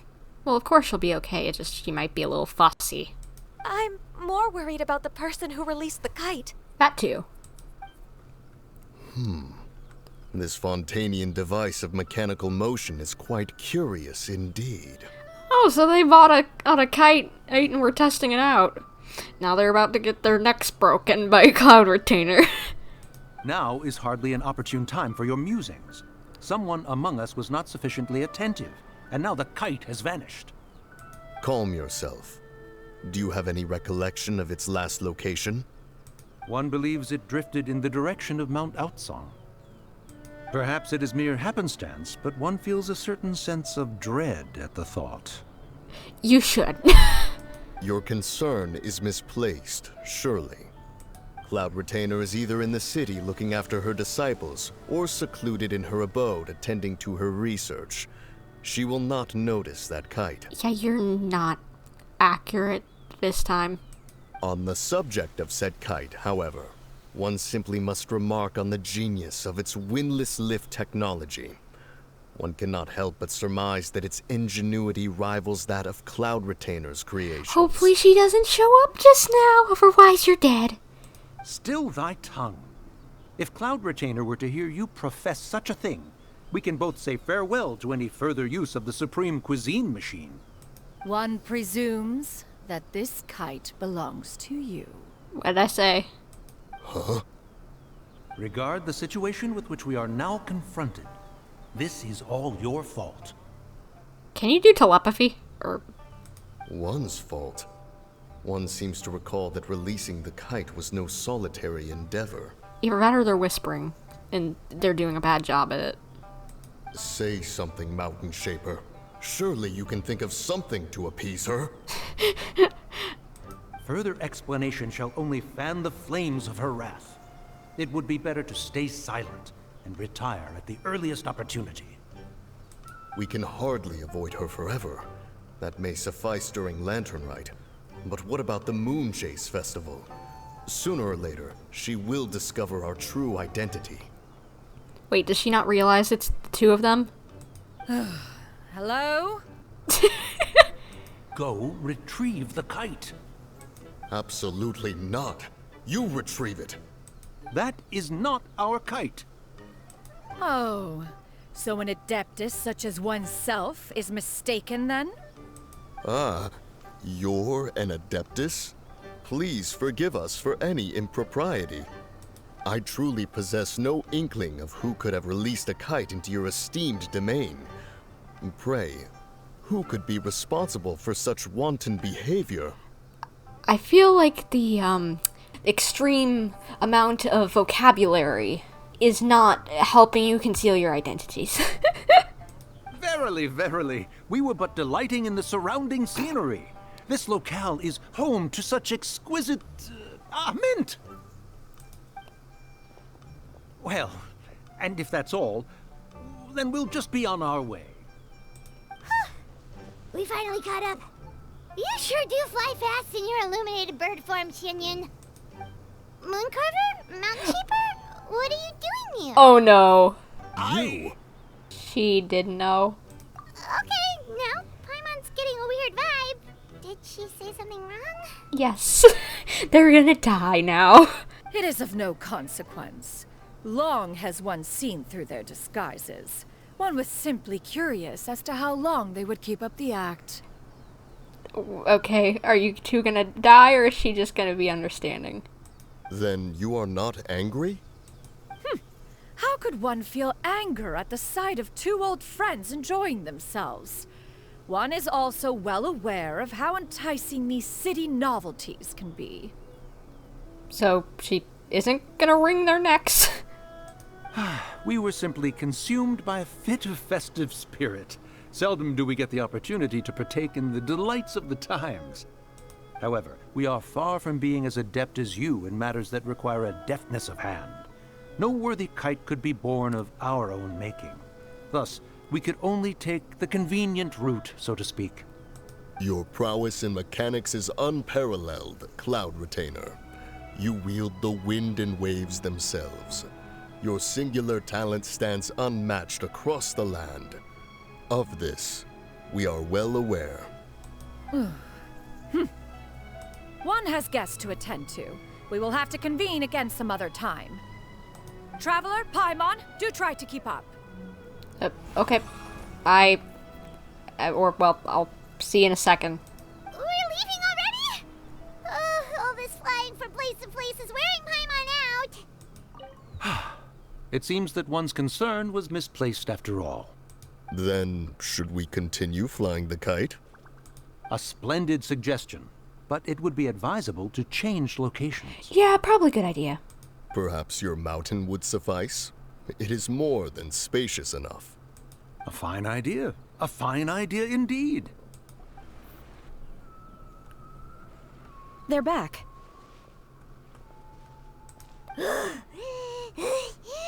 Paimon's pooped. Hi. Why are there only two of you left? After you left, Yao Yao and Shuyu tired themselves out playing with their kites. Gao Ming offered to escort them home. Aww. Before he left, he said something that I don't quite understand. Oh? What did he say? He said, a kite is always tied down no matter how far it flies or how high it soars. Its tether prevents it from ever truly flying free. Aww.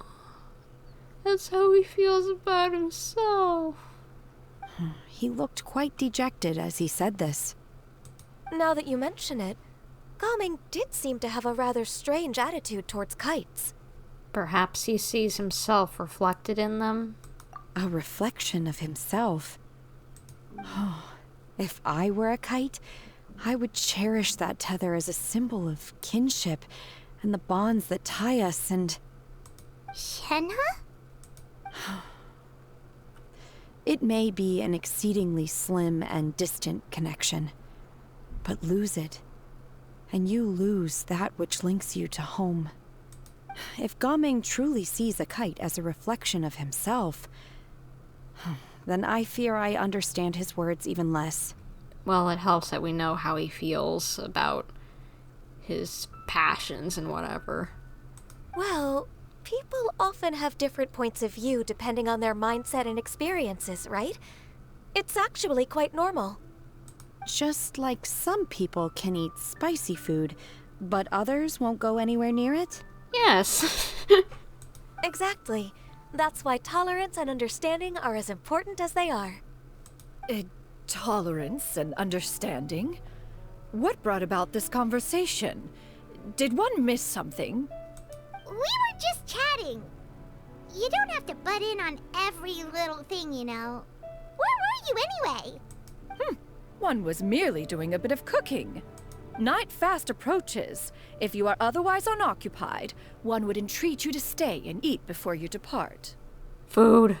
Oh, it's been so long since I've had the chance to enjoy your cooking, Cloud Retainer. What?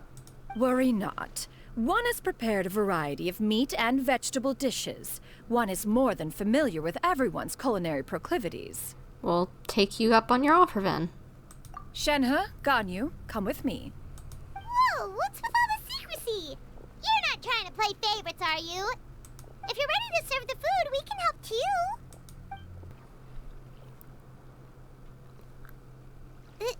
This is... The new outfits!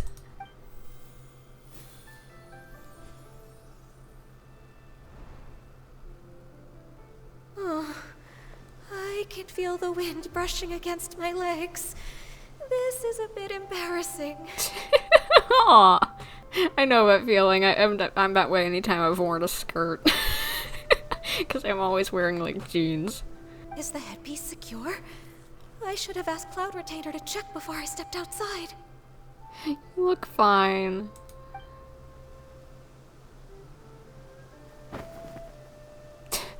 Sass. How do we look? You got the style, hun. Get it. Sass with that. She asked them just like that?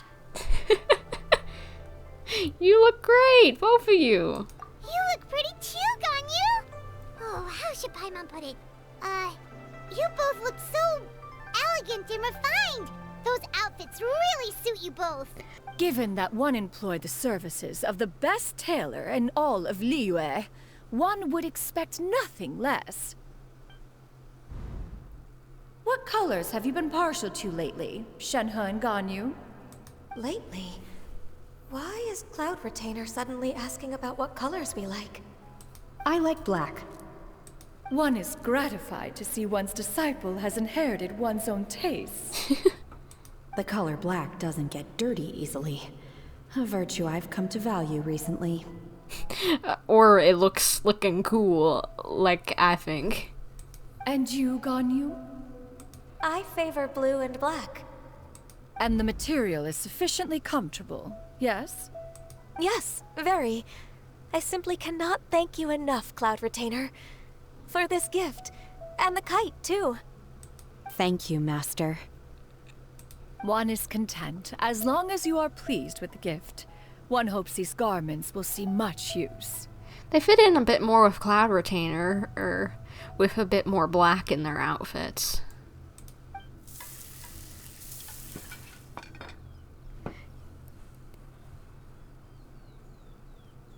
Seems like your supreme cuisine machine is just getting better and better, Xianyun. This golden crab's particularly good.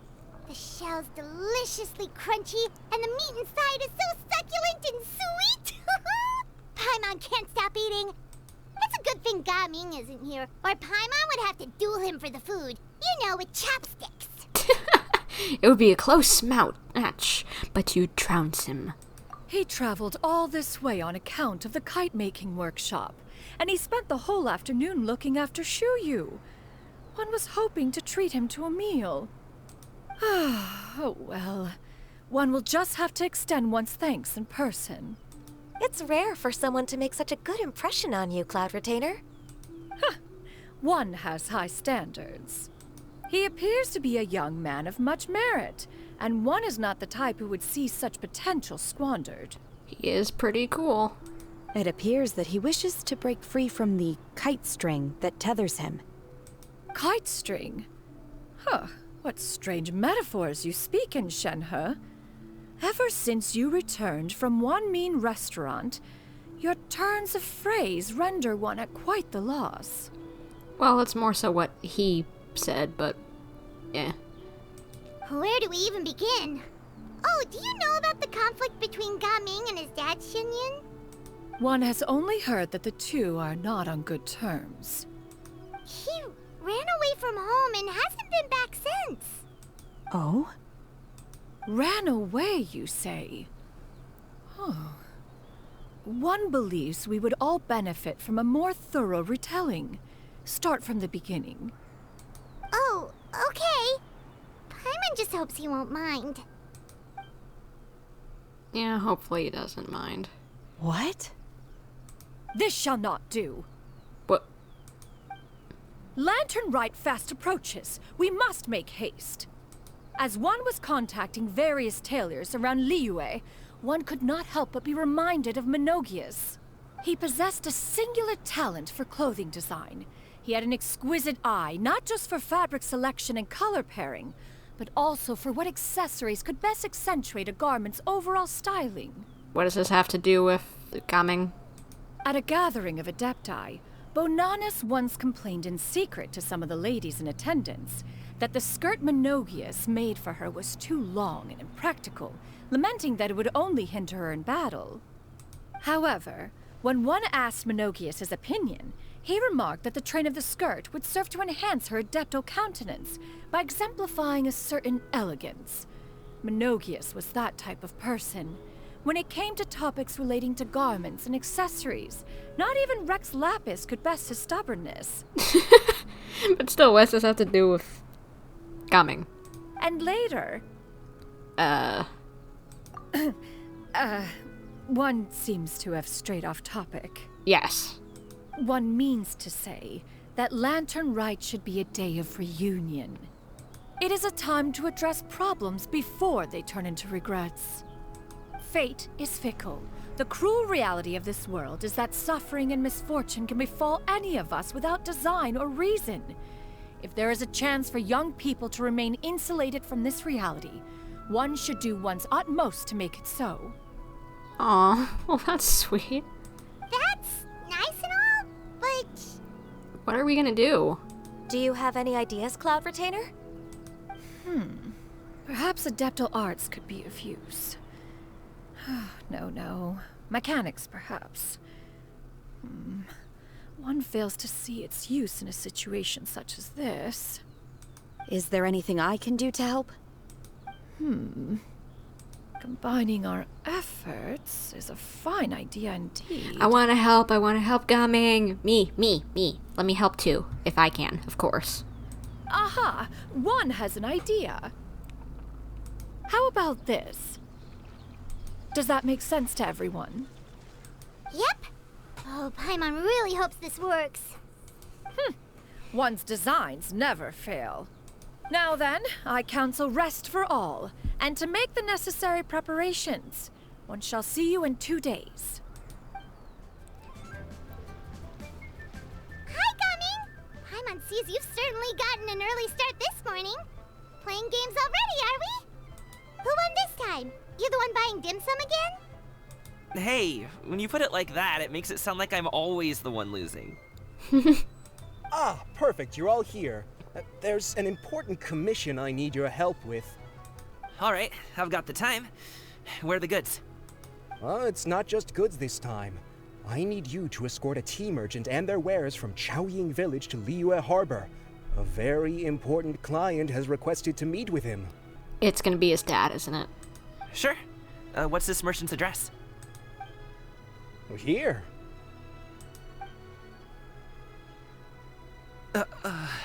Yep. If the client's that important, then this must be a very crucial, very pressing commission, right? Of course, the sooner you complete it, the better. I would advise you to depart as soon as possible. That's fine by me.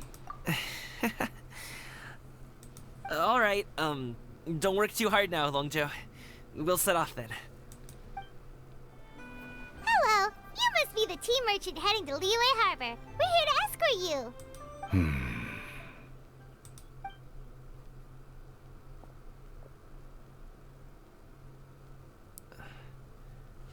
Dad? Oh, so you're Gaming's father. It's nice to meet you. Just leave this delivery to him. Trust Paimon, he's got this in the bag. Gaming is super good at what he does.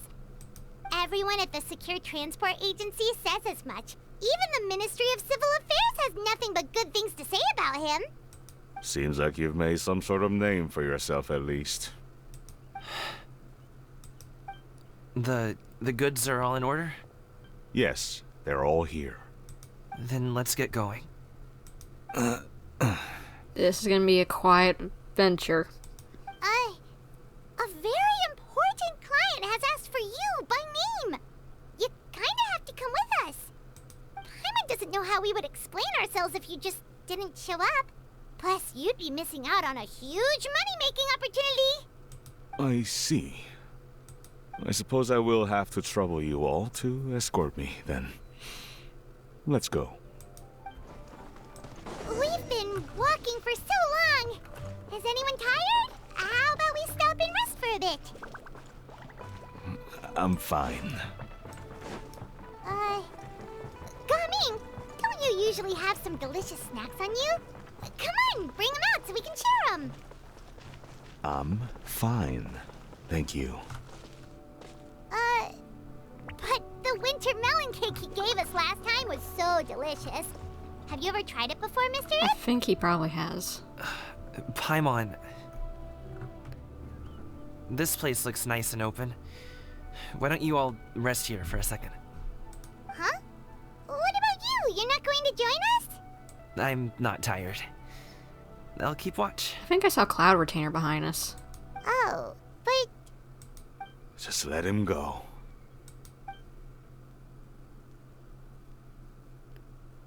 Okay, we'll just share amongst ourselves then.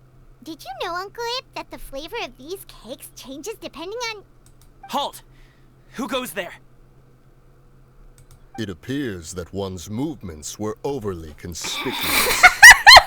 What are you two doing here? Looking like thieves. Enough of your musings. Focus. Focus on the matter at hand. Present your exquisite ornaments at once. Indeed. Bring them forth readily and without protest. Ah! What do we do? It seems as if these two are acting alone. It won't be difficult to subdue them, but they might have something else waiting in store for Dad. The best way to keep him safe is... Leave this to me. I'll handle them. Traveler, Paimon, take my dad and the goods away from here. No, Gaming. It's too dangerous. This is what I do. A thorny foe indeed. Let us depart and seek a target softer in blows and disposition. Don't think I'm gonna let you off so easily. Away. Let us away. This is so stupid but funny. Coming! Don't worry, he's a great fighter. Paimon's even seen him take down a dozen or so treasure hoarders all by himself. But Gaming, if he had just stayed by my side and learned the family trade, he wouldn't have to put himself in such dangerous situations. Aww. We just have to trust him. Let's go on ahead. We'd best get away from here, in case there are other bandits in the area waiting in ambush. Yep, I thought I saw her. All is going to plan.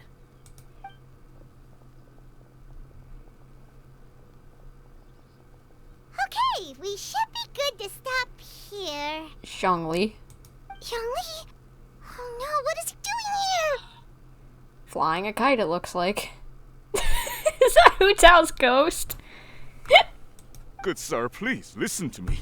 Reel in your line and leave this place as quickly as you can. There are bandits in the area. What are you doing here?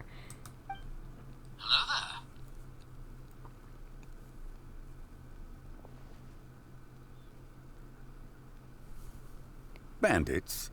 Acting in broad daylight?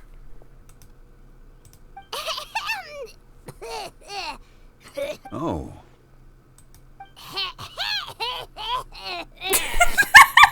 Paimon the coughing. Ah, I see. It appears many people are catching a chill as of late. If your throat is bothering you, Paimon, perhaps some tea and rest are in order. Nope, no need. Paimon's fine. She just, had some cake stuck in her throat. Zhongli, we're trying to tell you that just go along with it. He must have figured it all out by now. Is he just playing dumb on purpose? If there are indeed bandits in the area, then we should inform the Millilith at once. The guard that was escorting us is already on their tail. Oh? Well, if that's the case, such matters are best left to those with the necessary expertise. Wouldn't you agree? I suppose you're right. If ordinary people like us got involved, we would only cause more trouble. Since we find ourselves otherwise unoccupied in this beautiful area, why don't we find a quiet place to relax while we wait for good news? That would be lovely. So, Uncle Ip does have a reason to be worried.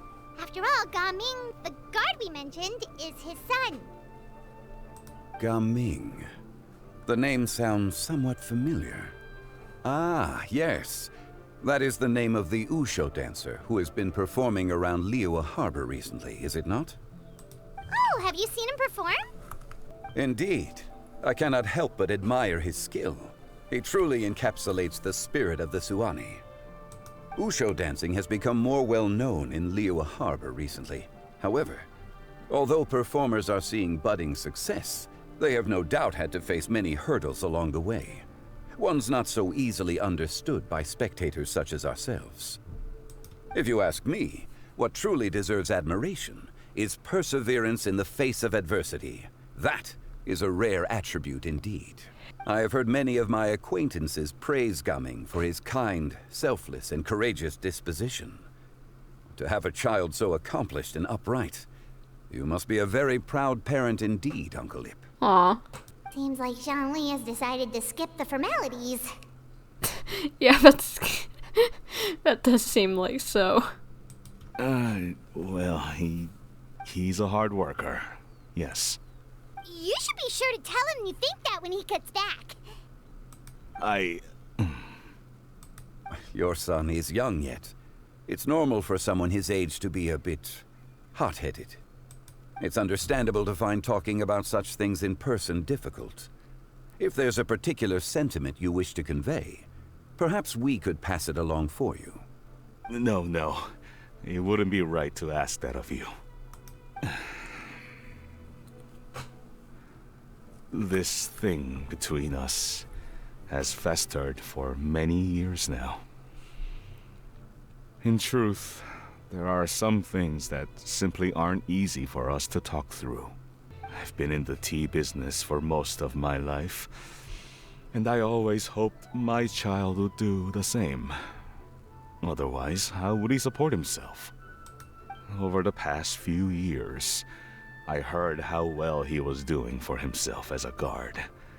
How his work was taking him to farther and farther off places.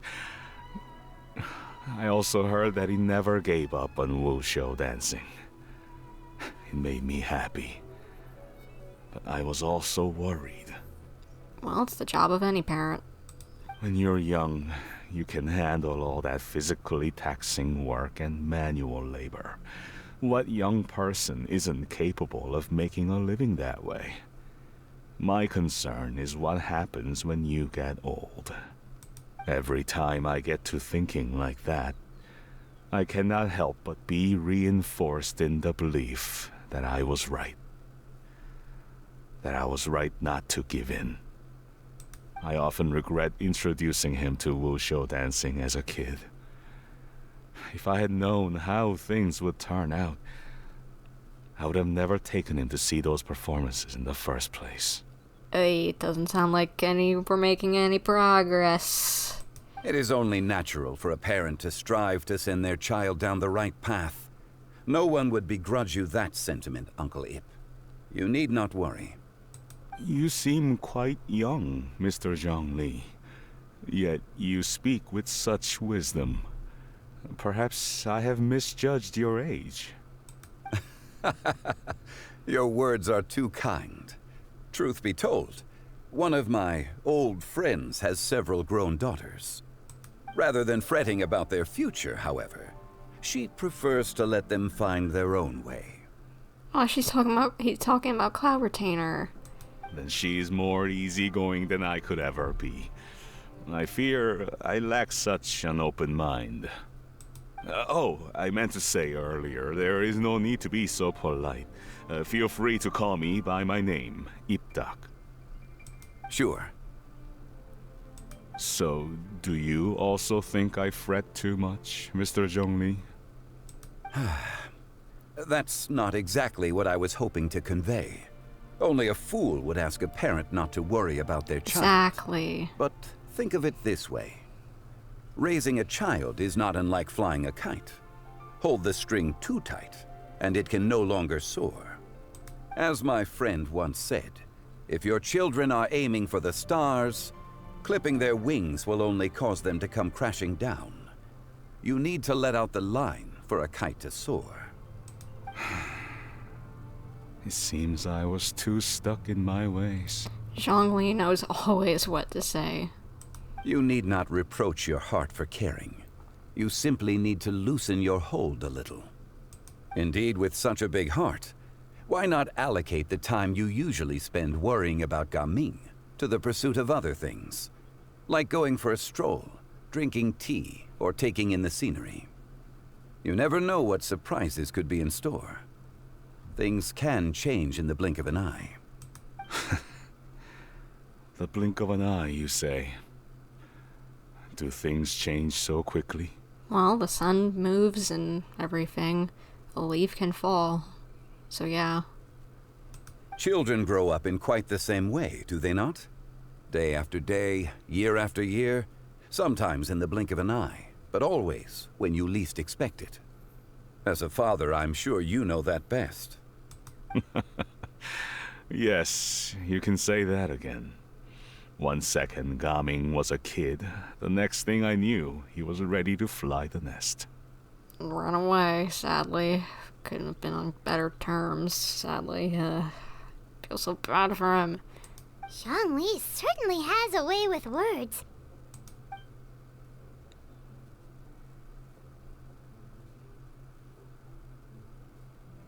Oh, Gaming is back! Hey, Gaming, we're over here!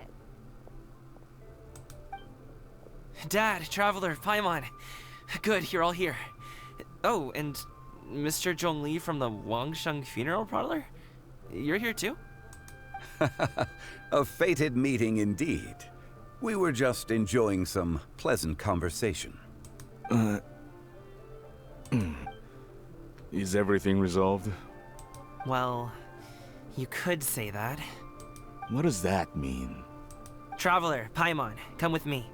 I need to talk to you. Huh? Oh, okay. What's going on? I'll come right out and say it. Those two bandits, you sent them, didn't you? Yeah. So, that's how we're starting off? Can't look me in the eye, huh? Guess I'm right then. Okay, but how did you know? At first, their mannerisms seemed a bit stilted. But once I got close, it was obvious that they possessed great skills. I was right on their tail, and it should have taken only a few steps to catch up to them, yet somehow, I was never able to close that distance. People with that level of skill would have gone about things differently from the start, like sneaking up on us while we were distracted. True. Unless, of course, their real motive was to lure me away from the group all along. Wow, you're pretty quick on the uptake. I just have a lot of experience. I've dealt with many a ruthless bandit in my time, but I've never seen ones like them. Yeah, they are adeptuses, just going for a role, like, being stupid. In the end, I told them they would make good guards if they ever wanted to get back on the straight and narrow, and that they could hang out with me in Liyue Harbor anytime. You ever consider you might be a little too good at making friends? I'm guessing you guys were trying to help resolve things between my dad and me? Yeah. I appreciate it, I really do. But this conflict between us has been going on for a long time. Even if those two were real bandits, and I was able to subdue them and show him what I was capable of, it wouldn't change anything. You've seen the way he talks to me. It's not like that at all! Your dad really cares about you. You should see the way he talks about you when you're not around. Exactly. Zhongli was talking things through with him, and he nearly agreed to let it go. You don't believe us? He won't let it go. He can say as much as he wants to other people, but he won't talk to me. I'm certain of it. And will you talk to him? You told us you wanted to prove yourself to your dad. Why don't you tell him about all the hard work you've done these past few years? Will that even do anything? I'm not sure talking is enough. You won't know unless you try. Just like how you won't know if something is delicious unless you taste it. Good analogy, Paimon. Listen to us. It's time to put these people skills to good use. You can make friends with anyone, so why not your dad? Won't hurt to try. I'll do my best. You are very knowledgeable, Mr. Zhongli. I'm impressed. Despite my being in the tea industry for several decades, it seems I still have much to learn about the art of tea tasting. You flatter me. It was nothing but a few humble musings. How much tea have you drank since we've been gone? It's not like it was alcohol. Ipdak and I have found many a common interest. Our friendship, much like a cup of tea, seems to grow stronger the longer it has to steep. Well said, Mr. Zhongli. Gaming, Mr. Zhongli is very knowledgeable. You should take the opportunity to learn from people like him when you're in the city. Huh? Oh, of course. Ahem. Zhongli? I have very much enjoyed our conversation, Ipdak, but I, unfortunately, have some unfinished funeral parlor business to attend to. Oh, I hope I didn't keep you. My apologies for taking up so much of your time, Mr. Zhongli. No need to stay on my account. When you're less busy, let's find a time to meet. I'll treat you to dim sum. It would be an honor. Bye, Zhongli. Zhongli? You two have a nice chat, alright?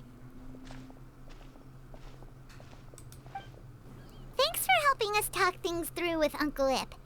Good thing you were able to pick up on what we were putting down. I have been around the both of you for some time now.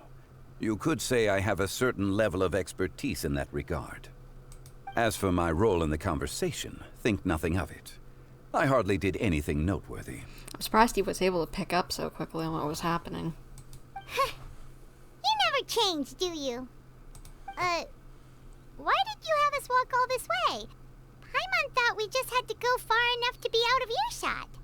A friend approaches. Who? Hello. Xiao!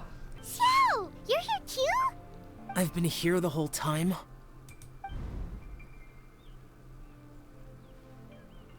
A ghostly kite. Could that elusive Director Hu be coming to Wushou Inn once again? What is she doing here? I suppose it matters not. Given her relationship with Rex, well, Zhongli, I might as well go pay my respects. Good thing you did, because it was Zhongli. It's you! I thought you were Director Hu. Ah, your arrival is most fortuitous. Do you want to try out this new gadget? The addition of the power source makes the takeoff more stable. It's just that... He seems quite immersed in the study of this device. I fear it's almost too stable. It completely negates the pleasure of seeing one's kite sway with the wind. It's a bit of a shame. That is kind of a fun part of it. In truth, I'm here because Director Hu dispatched me to purchase some items in preparation for Lantern Rite. I see. Much like she does every year. Much like she'll do next year, I would imagine. Am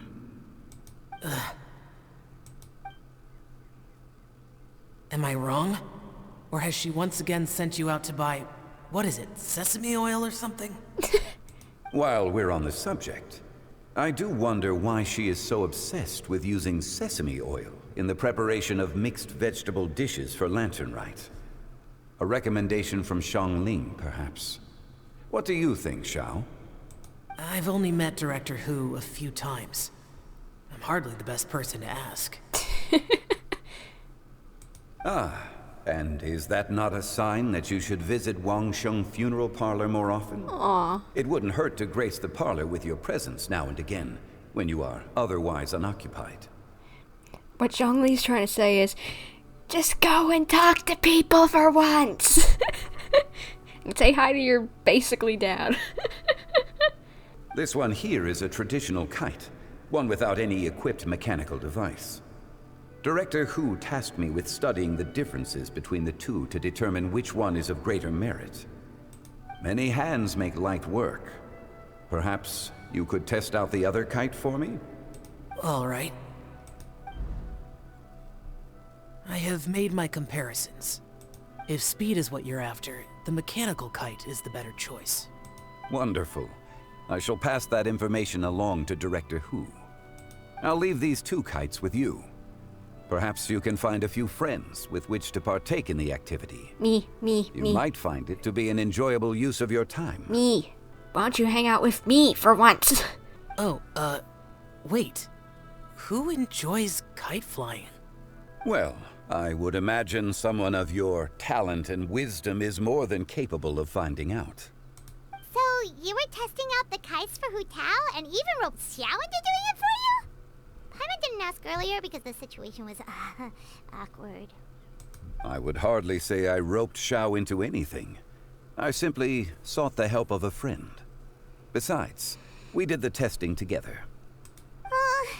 Seems like our pool of competitors is growing. Competition's not the important thing right now.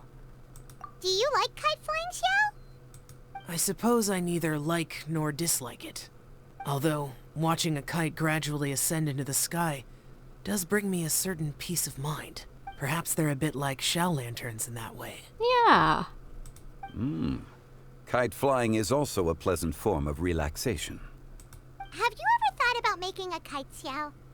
Cloud Retainer taught us how. We can teach you if you want. There's no need. Menogius was the only yaksha among us who had an interest in matters of ornamentation and design. When Lantern Rite is over, come find me near Pervasi's temple if you have the time. Sure. It's getting late. I should go inform Director Hu of our findings. How's she been, by the way? Be sure to say hi to her for us. The last time I spoke to her, she mentioned that she would be visiting Chaoying Village in a few days. If you have the time, perhaps you could also make the trip. If you happen to run into her, you can pass along your regards in person. We'll keep that in mind. Take care, Zhongli. See you later. See you next time.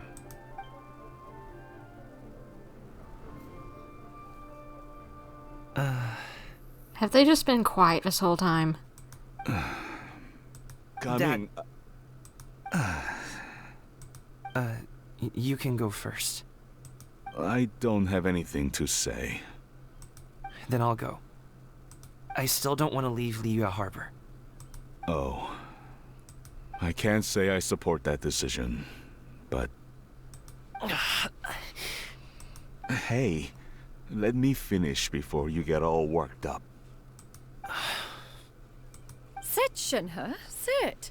You must be tired from your journey. Shall I pour you a cup of tea, or would you prefer something else to drink? No need. I'm not tired. They're gone, Master. Perfect. The time is nigh for us to make an appearance. Do you remember the plan when recounted to you? Yes, Master. We aim to give them a demonstration of familial love. So I'll have whatever you are having. All right. What are Auntie Xianyun and Shenhe doing here? Just how many people are involved in this scheme? I suppose all I can do is just take a seat and see what happens. Perfect. I just so happen to have bought some Sunglow tea recently. It's quite the delectable variety. Or it would be if one has not been forced to drink it every day in the hopes of whittling down one's considerable stash. One has more than had one's fill already. Was it the tea she bought too much of? Because it was a deal. Oh, forget it. Such thoughts detract from the present need to keep up the conversation. Has work been busy during the holiday season? Do you need my help with anything? Drunk guests can sometimes cause trouble, but I deal with them as you taught me, by pinning their heads against the table. Are Auntie Xianyun and Shenhe serious right now? Oh dear.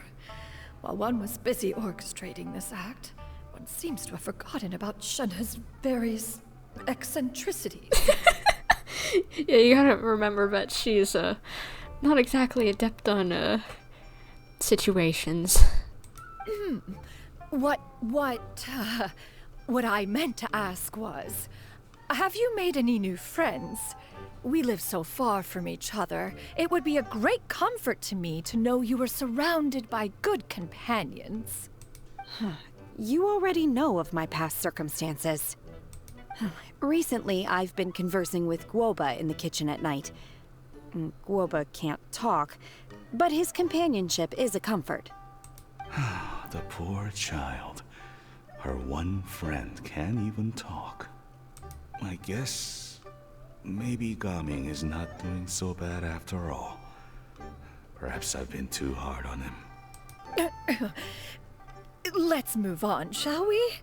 Do you have any plans for today, Shenhe? How about we do something fun? That sounds about right. Take her to do something fun, and perhaps she'll loosen up a bit. Like we used to do when we would carry stones up and down the mountain from dawn until dusk, picking herbs to eat for dinner along the way? If that is what you ask of me, then that is what I shall do. Dad, here, have some tea. Or no, wait, let's not have any just yet. Yeah. I simply can't listen to that any longer. Gaming, I'd like to finish what I was trying to say before. Oh no. Oh, please be good. I don't support your decision to stay in Liyue Harbor, because living there is too hard on you. If you come home, there will be people to help you. I'm not saying we have to live under the same roof. I know our personalities are too similar to avoid butting heads. But you'll have your entire family around you. Your aunts, uncles, they'll all do whatever they can to help. You could get a less taxing job, and we could grab dim sum together from time to time. Huh. I didn't know dim sum was such an important affair, Master. Shh. Just think about it, okay? You don't have to decide now. Dad really has changed a lot. He would never have said these things to me before. But thank you, Dad. It's been long enough, don't you think? Oh, Paimon sure hopes they've made up by now. Not exactly, but it's partially. Oh, they're drinking tea in silence. That's not a good sign. Did Xianyun's plan not work after all? Hey you two!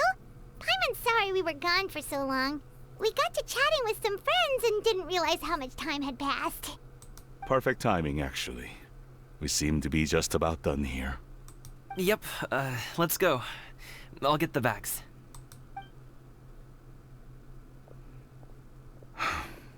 Gaming has grown a lot taller, hasn't he? Aww.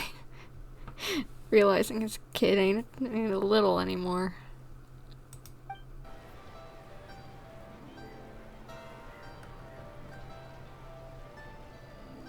You must be Mr. Ip! Thank you for coming all this way. My name is Charlotte, and I'm a reporter from Fontaine. You can find me writing for the Steambird. I invited you here not just to purchase your fine tea, but also with the hope that you might be willing to sit down for a short interview. What do you say? An interview? To advertise my teas? I suppose you could think of it that way. We Fontainians are big tea drinkers too. The Fontaine Market. Then I'll need some time to adequately prepare. Perhaps we could sit down and discuss the questions you intend to ask in advance. Of course, of course! Please follow me. Is this person also involved in your plan? What do you think? She's the very important client. And here I thought I had lots of connections. I suppose I've been humbled. You sure know all kinds of cool and important people. Over here! Yoo-hoo! Over here! Oh, hello. Huh? What? Auntie Xianyun? She probably wants to talk about the next phase of the plan. Let's go while your dad is still distracted. I take it that all is going well? Don't worry, Xianyun. Everything is going according to plan. I knew it. I knew that was all an act earlier. Auntie Xianyun is really something. She was so determined to help me, She didn't even care about making herself and Shenhe appear foolish in front of my family. She truly knows how to look out for others. I still have a lot to learn. As for the next step... Oh no! What's wrong, Gaming? Don't tell me you're the ones footing the bill for all that tea. I can't let you do that. Fret not. Reimbursements will be made. Exactly! Think of it more as an investment, as Ningguang would say. We pooled together the Mora so that Charlotte could place the order. She's gonna bring it back to the Steambird as a gift, as well as a sample of the regional specialty. Fontanians will probably fall in love with your dad's tea as soon as they lay their eyes on Charlotte's article. And once all the money from the new orders begin to roll in, getting our Mora back will be a piece of cake. Good point. Oh, okay. Business-related matters always seem to go over my head, but I refuse to let you all lose Mora on my behalf. I'll pay you back right now. We can talk about such matters at a later date. There are more important matters for you to consider at the moment, are there not? Yes. I've been thinking about it the whole way here. I have an idea, but I'd hate to cause even more trouble for all of you. That is for us to decide.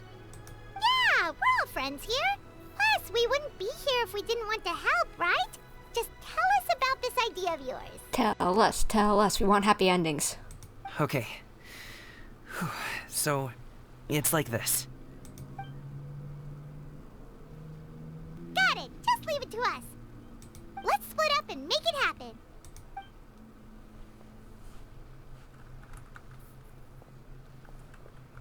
We need to do those things we talked about, but we also still have the kite flying competition. Since Xiao already tested out those kites for us, why don't we also go buy one of those mechanical thingamabobs or whatever they're called? We can attach it to our kite. Hello again. Welcome back. I see you returned from your trip. I really do have to thank you for all your help from before. Thanks to you, my daughter was able to build a kite with her grandmother that very same day. She even wrote a long letter telling me how much she loved it. Aww. Oh, you should really be thanking Gaming, not us. I'll be sure to. And are you here to buy a kite? Please, take your pick. Oh, we already have a kite. We wanted to buy one of those, device thingies from Fontaine. Do you sell them separately? Yes. Here you go. Please, take it, free of charge. The directions are in the box. It's not hard to install at all. It doesn't feel right for us to just take it. Well, nor would it feel right for me to take your Mora. Good luck in the kite flying competition. I'll be rooting for you. All right then, thank you.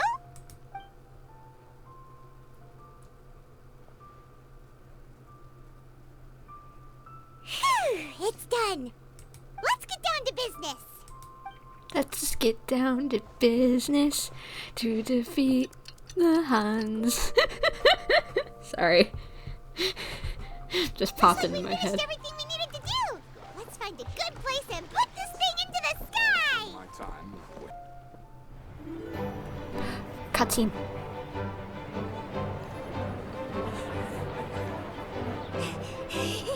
Chi-Chi, we're almost there. Oh, these two. Okay.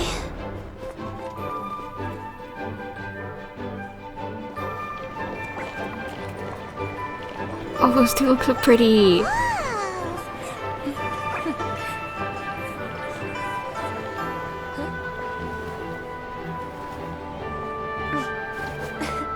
Come here, allow me.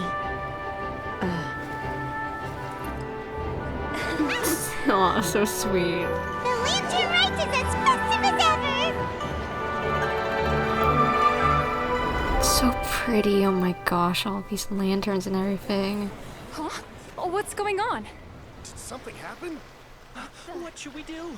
Oh, should we get the Millilith? What's going on? Oh. What's that? Wait, that's what they do when they do dragon dances. This is gonna be great.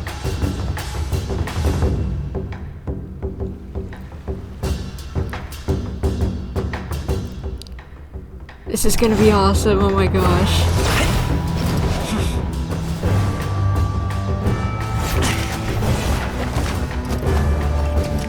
He's on water. It's so cool.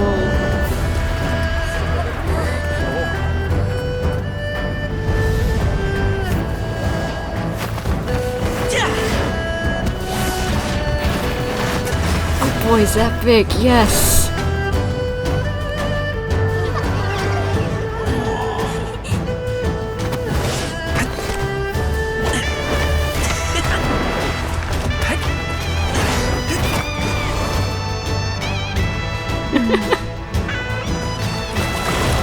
You show him what you can do, Ganyu. Yeah. Oh, the music's great.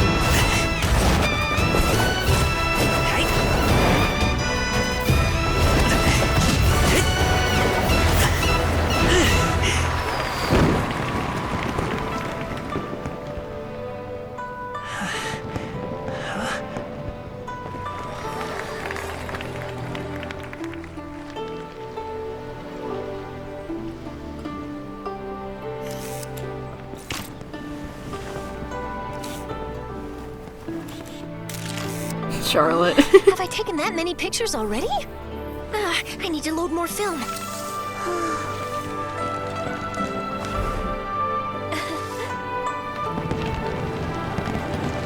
Oh, the kites are so cute.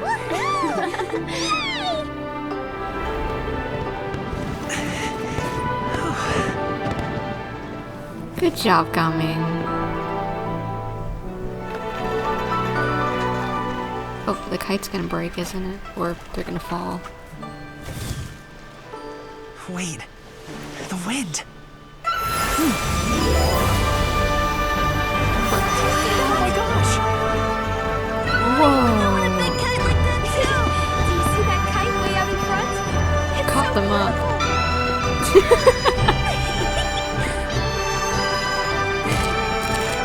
Happy Lantern Rite. Happy Lantern Rite.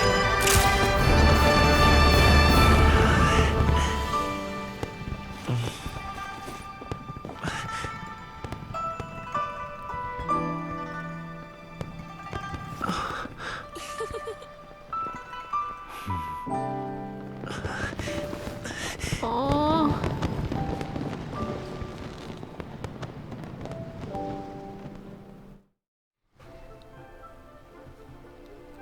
I think I'll head off now, if that's okay. Thank you, little girl. Do you want us to walk you back? No need, no need. Master is waiting for me right over there.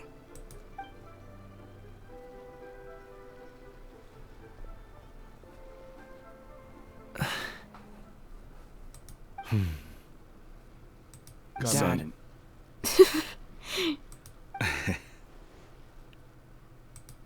I suppose I'll go first this time. Okay. Your performance. I've seen many Wushou dances in my time, but I've gotta admit, what you pulled off there was breathtaking. Aww. Wow.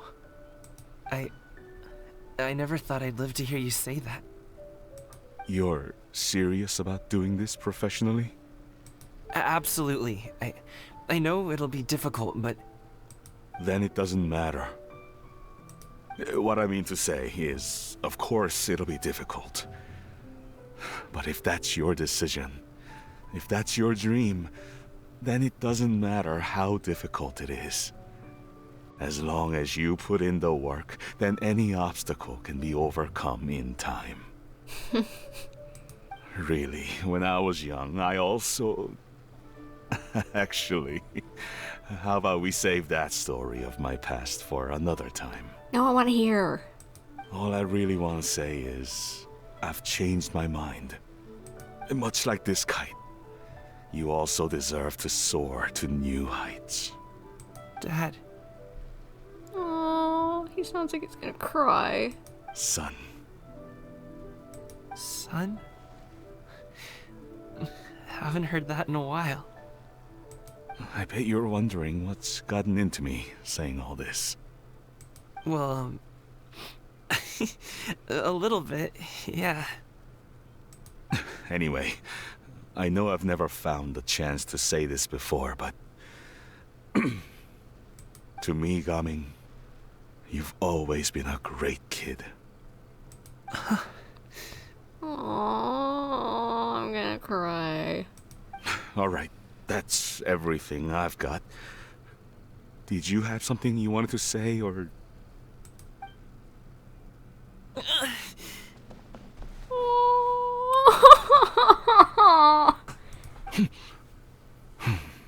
Stop it, Hoyoverse. You're making me cry over here.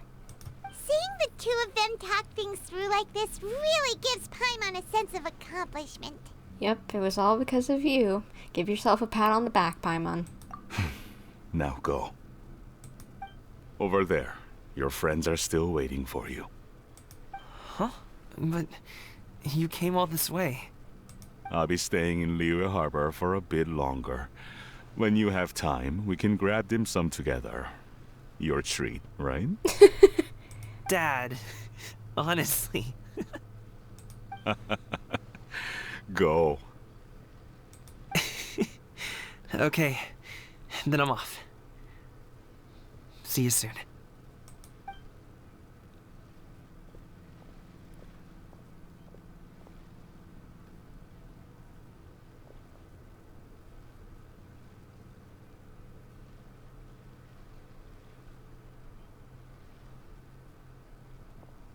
What do you do? That's quite the smile you've got there, Gaming. Really? It's nothing to be embarrassed about. Is there anything else you'd like to do? I'd like to find and thank Auntie Xianyun, as well as everyone else who's helped me out. If everyone has time, maybe we could all get together and go fly a kite. Aww. Oh, I almost forgot! Didn't Zhongli say Hu Tao was also planning on spending some time in Xiaoying village? We didn't have anything else to do today, right? Why don't we go have a look around? Maybe we'll run into her. The mountain air is so refreshing! It makes Paimon feel like she could float around all day and never get tired.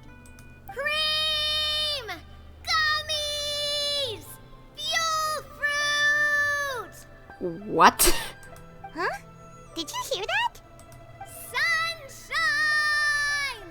Blue skies! Good vibes! I heard it too. Something about Buell fruit and good vibes. Right? So Paimon wasn't just hearing things. What? The voice sounds slightly familiar, but I can't remember whose voice that is. Who's yelling about sweet treats and whatever? It doesn't make sense. That voice sounds really familiar. Well, we've got the time. Why don't we go check it out? Okay, let's go see what's up. You and Paimon make your way up the mountain in search of the source of the shouting. As far as you can make out, it's almonds, vis, and cocoa paste fat. Sounds delicious, that's for sure. The lively voice invigorates your steps, and you ascend the mountain in no time. Navia, Cloriand. Navia, Cloriand! Hello. Well, if it isn't my dear partners. Hello, girly pop. How you doing, Navia? And Cloriand. See, I told you that something good was going to happen during our travels today. I have to say, sometimes the Steambird's astrology column is spot on. It's just your lucky day. Are you guys also here to catch the festivities? Oh, and that reminds me. Happy Lantern Rite. Happy Lantern Rite. Happy Lantern Rite. And to you. Happy Lantern Rite to you too! Wait, if you're here for Lantern Rite, then what are you doing on top of this deserted mountain?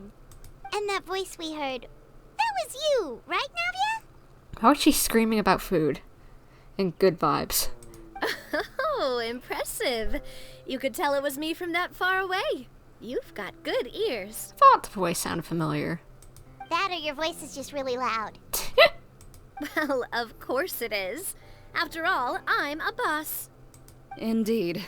I suppose it's an asset. Sure is! Having a loud voice is a handy tool when it comes to communication. Wait.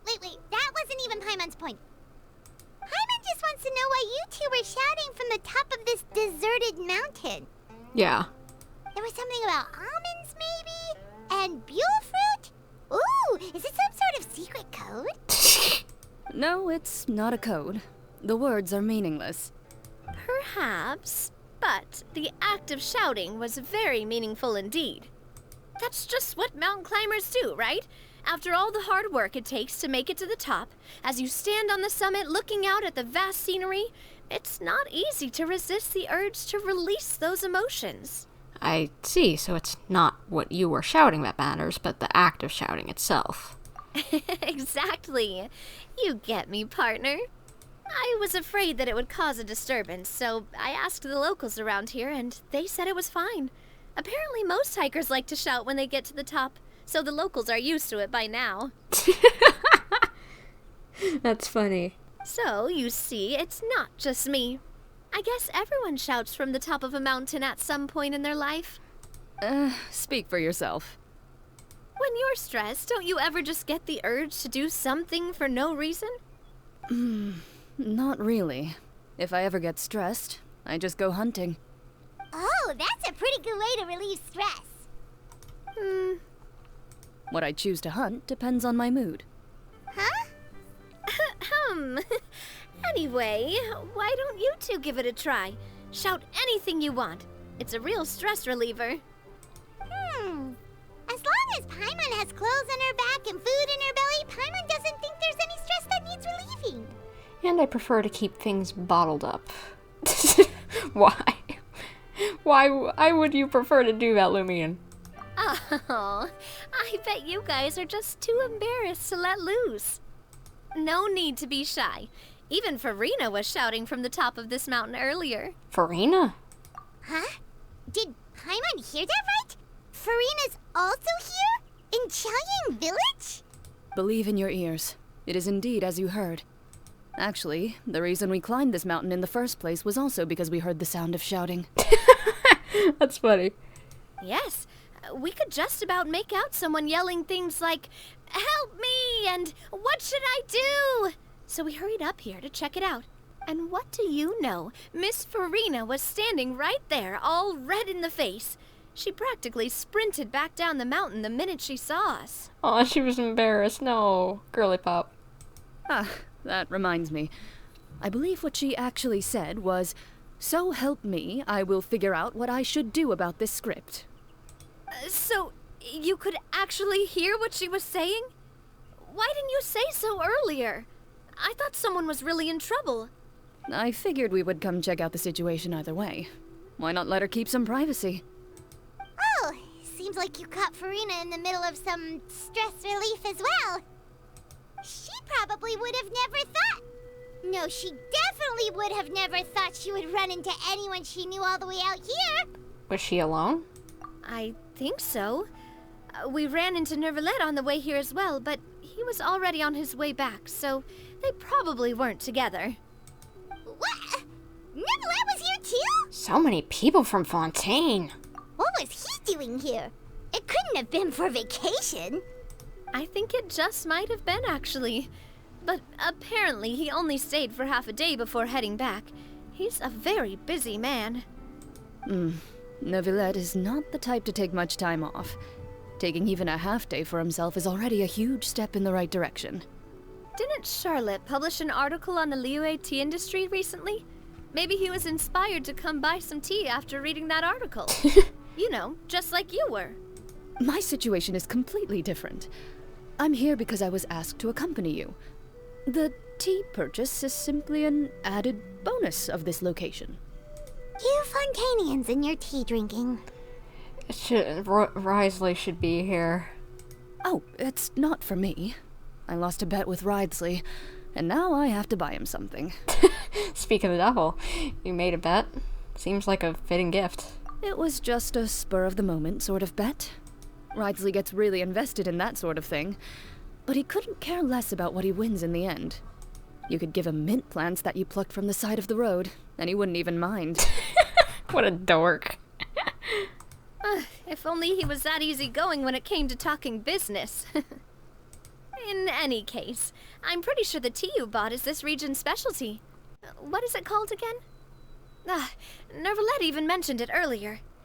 Sunglo tea. Buy 10 boxes, get half off? Yes, that's the one. you didn't really buy 10 boxes, did you? Please. Do I look like someone who would fall for that sort of marketing trap? But Cloud Retainer knew what did, it sounds like. Ah, that reminds me. You guys said you only came up here because you heard my voice, right? I hope it didn't put you out. You must have had other plans for the day.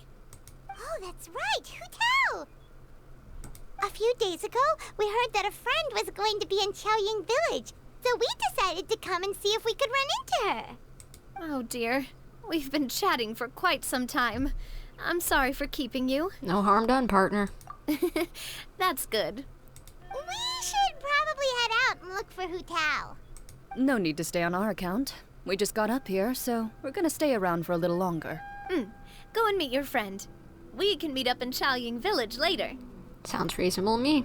Sounds good. We're gonna head down the mountain then. See you later! What do I have to do to get you to yell from the top of this mountain?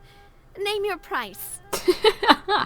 You really want to hear it that bad, huh? I'm just curious is all. I have a feeling you'll say something amazing. I will pass. I prefer to let actions speak louder than words. Xiaoying Village is known for its tea, but you know what else they have with tea? That's right, dim sum! Didn't Gaming say something about dim sum being eaten in the morning? Oh, Paimon wonders if we can still get some at this time of day. Afternoon tea might be more appropriate at this point. Oh, well that's fine too. Paimon doesn't care what kind of tea it is as long as it comes with some tasty snacks. Now let's see what kind of yummy things we can find around here. Paimon's not seeing things, is she? Is that Farina standing between Zhongli and Hu-Tao? Judging based on the hats, I would say so.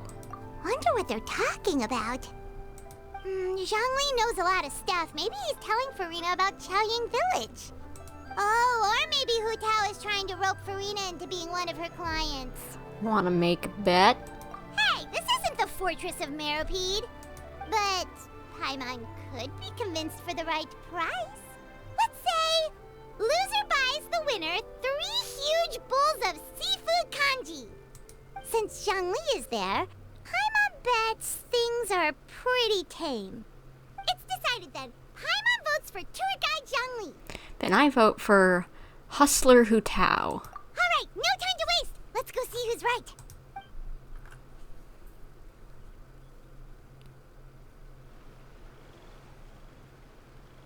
What's she looking at?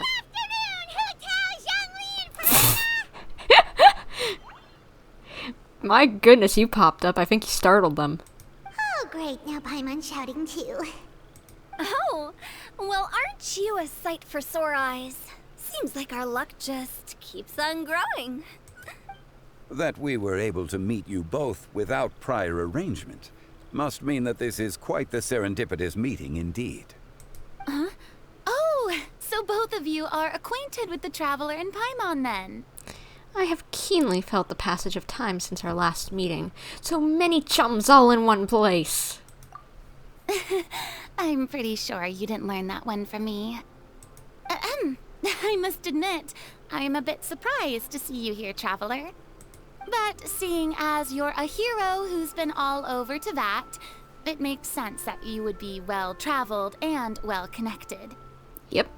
Since we have found ourselves in each other's company within this fertile land, allow me to take this opportunity to wish you a happy Lantern Rite. Happy Lantern Rite. It appears you have been to Fontaine then. Mm-hmm. Given your proclivity to spread good deeds wherever you go, it's no surprise that you would make the acquaintance of a celebrity as illustrious and celebrated as Miss Farina. That's quite high praise. What I mean to say is, you flatter me, Mr. Zhongli. Aww. Although I've built up a certain following within Fontaine, it is no reflection of strength or wisdom. I stand before you right now as nothing more than an ordinary traveler in search of beautiful scenery and creative inspiration. There is definitely more to Mr. Zhongli than meets the eye. I could tell as much from our conversation earlier. You probably wouldn't know. Unlike I don't know how Venti figured it out now that I think about it, but in the past Lantern Rite, but she probably would not know about Zhongli. Given his breadth of knowledge on both academic and worldly matters, there's no way he hasn't heard about what happened in Fontaine. Is he just feigning ignorance for my benefit? No. Yeah. You're no common tourist. I simply won't have you talk about yourself that way. Huh? Does that mean Hu Tao also knows? You may not have heard, friends, but... Miss Hu Tao... Miss Farina is now one of my esteemed clients. What? I guess Lumine was right. Yep. What are you hiding? Did you hear about Paimon? She's Hu Tao's esteemed client. Okay, you win. Guess Paimon will have to break into the hidden stash at the bottom of her shoe. There was chains jingling around in her shoe. What's this about winning something? Don't tell me. You two were placing bets on us. It was Paimon's idea. Yes, it was. We just saw you guys standing on the side of the road and couldn't help but take guesses as to what you were talking about. Oh, I see. That means you, my friend, must have guessed that I was trying to promote my business to Miss Farina. Well, you know me. That I do, my friend. What was Paimon's guess then? Paimon thought Zhongli was showing the newbie around. By newbie, you mean me, right? Yep. If that's the case, then Paimon's guess was also correct. Oh, that's right. Mr. Zhongli was telling me about some great sightseeing spots in the area. So we were both right? You see? Paimon was right too! How do we settle this? Since both of our guesses were right, there can't be a winner or a loser. Fine, keep your secret stash, Finn. Hey, don't be upset, Traveler. How about this? You buy Paimon a bowl, and Paimon will also buy you a bowl. As for the third bowl... Since I was the subject of the bet, perhaps it should go to me? You know, as a congratulations for the huge deal I just struck. I'll buy you a bowl anytime you want. I was just joking. Anyway, I should be the one treating you. The funeral parlor is about to bring in quite the sum after all. Oh, Paimon almost forgot to ask about the most important question. What? Did something happen recently, Farina? Huh? What do you mean? Well, you know, with you enlisting the services of Wangsheng Funeral Parlor and all. Oh, well, yes. Really? Oh, no. Paimon is so sorry for your loss. Although Paimon may have not known the person, please accept Paimon's deepest... Whoa, it's not like that, Paimon. Huh? But Paimon just thought, since you hired the services of a funeral parlor and all... Hey, it's not that big of a stretch. So what is the case? Really, Paimon? It's not like you don't know me. Do I look like I know anyone who would ask me to coordinate their funeral? True. Miss Hu Tao is simply helping prepare some props for my film. You know what, that actually makes sense. Not too long ago, I read a collection of horror stories from Liyue. The content was spectacular. In fact, I still feel the need to sleep with the light on even now. Anyway, that's not the point. Now that Fontaine's biggest star has returned to the stage, I figured it's about time the industry enjoyed a breath of fresh air. You might even call it a breath of fresh... What? Breath of fresh terror? What? Terror? Is it supposed to be? I guess. Like terror, as in like gasp in terror. You know, kind of. I guess that's the pun. Hey, that's pretty good. I'll have to remember that for my ad posters.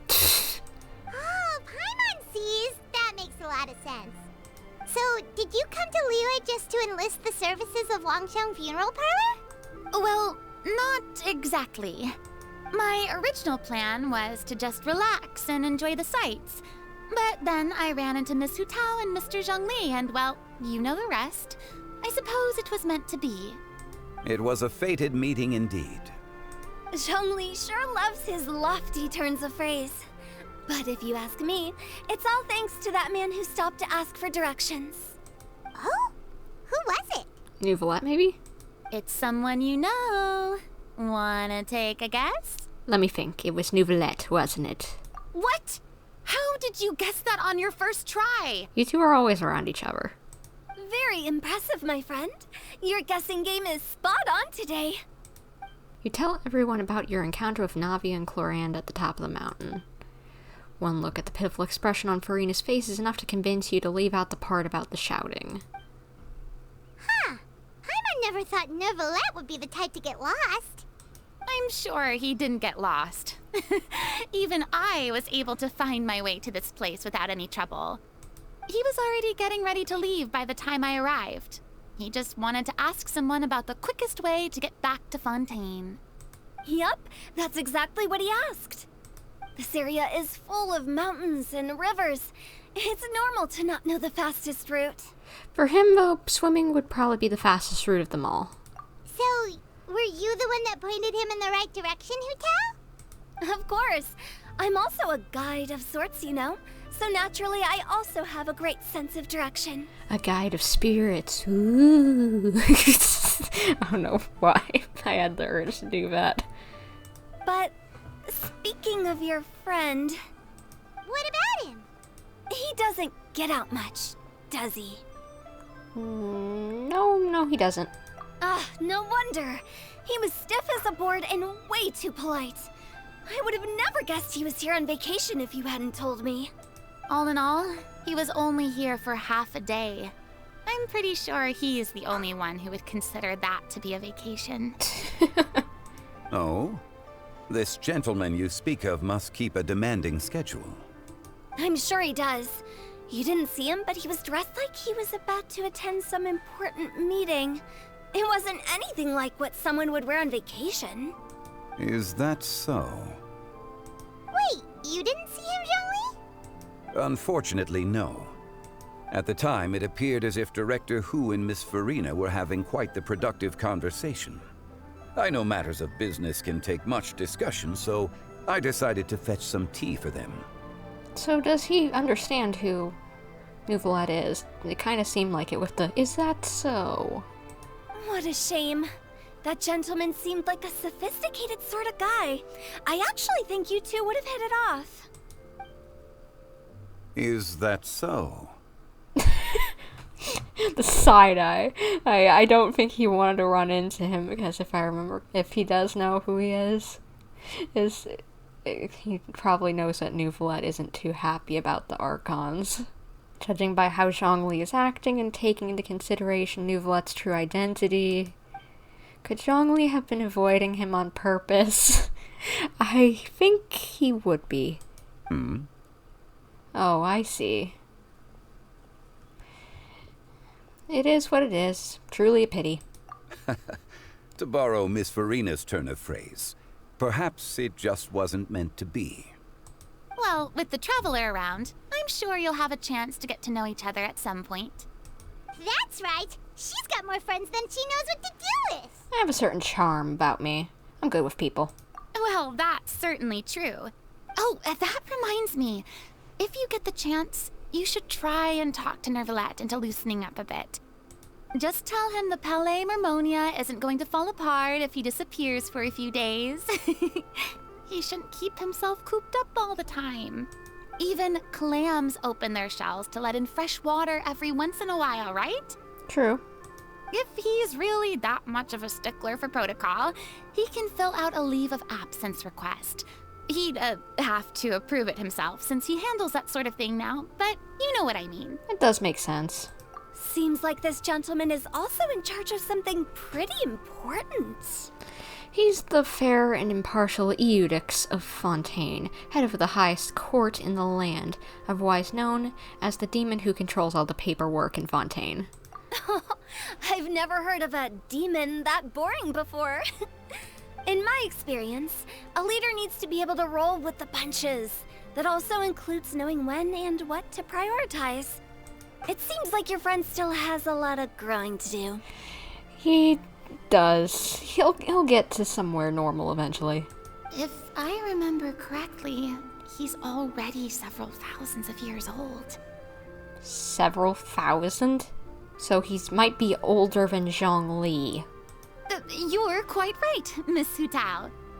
Well, of course he would, because he was here before Zhongli was. Duh. He's one of the dragon sovereigns. Oh? Traveler, Miss Farina. Those two individuals over there appear to recognize you. Yes, I do. I recognize them as well. Oh, it's Navia and Clorand. Hey, over here!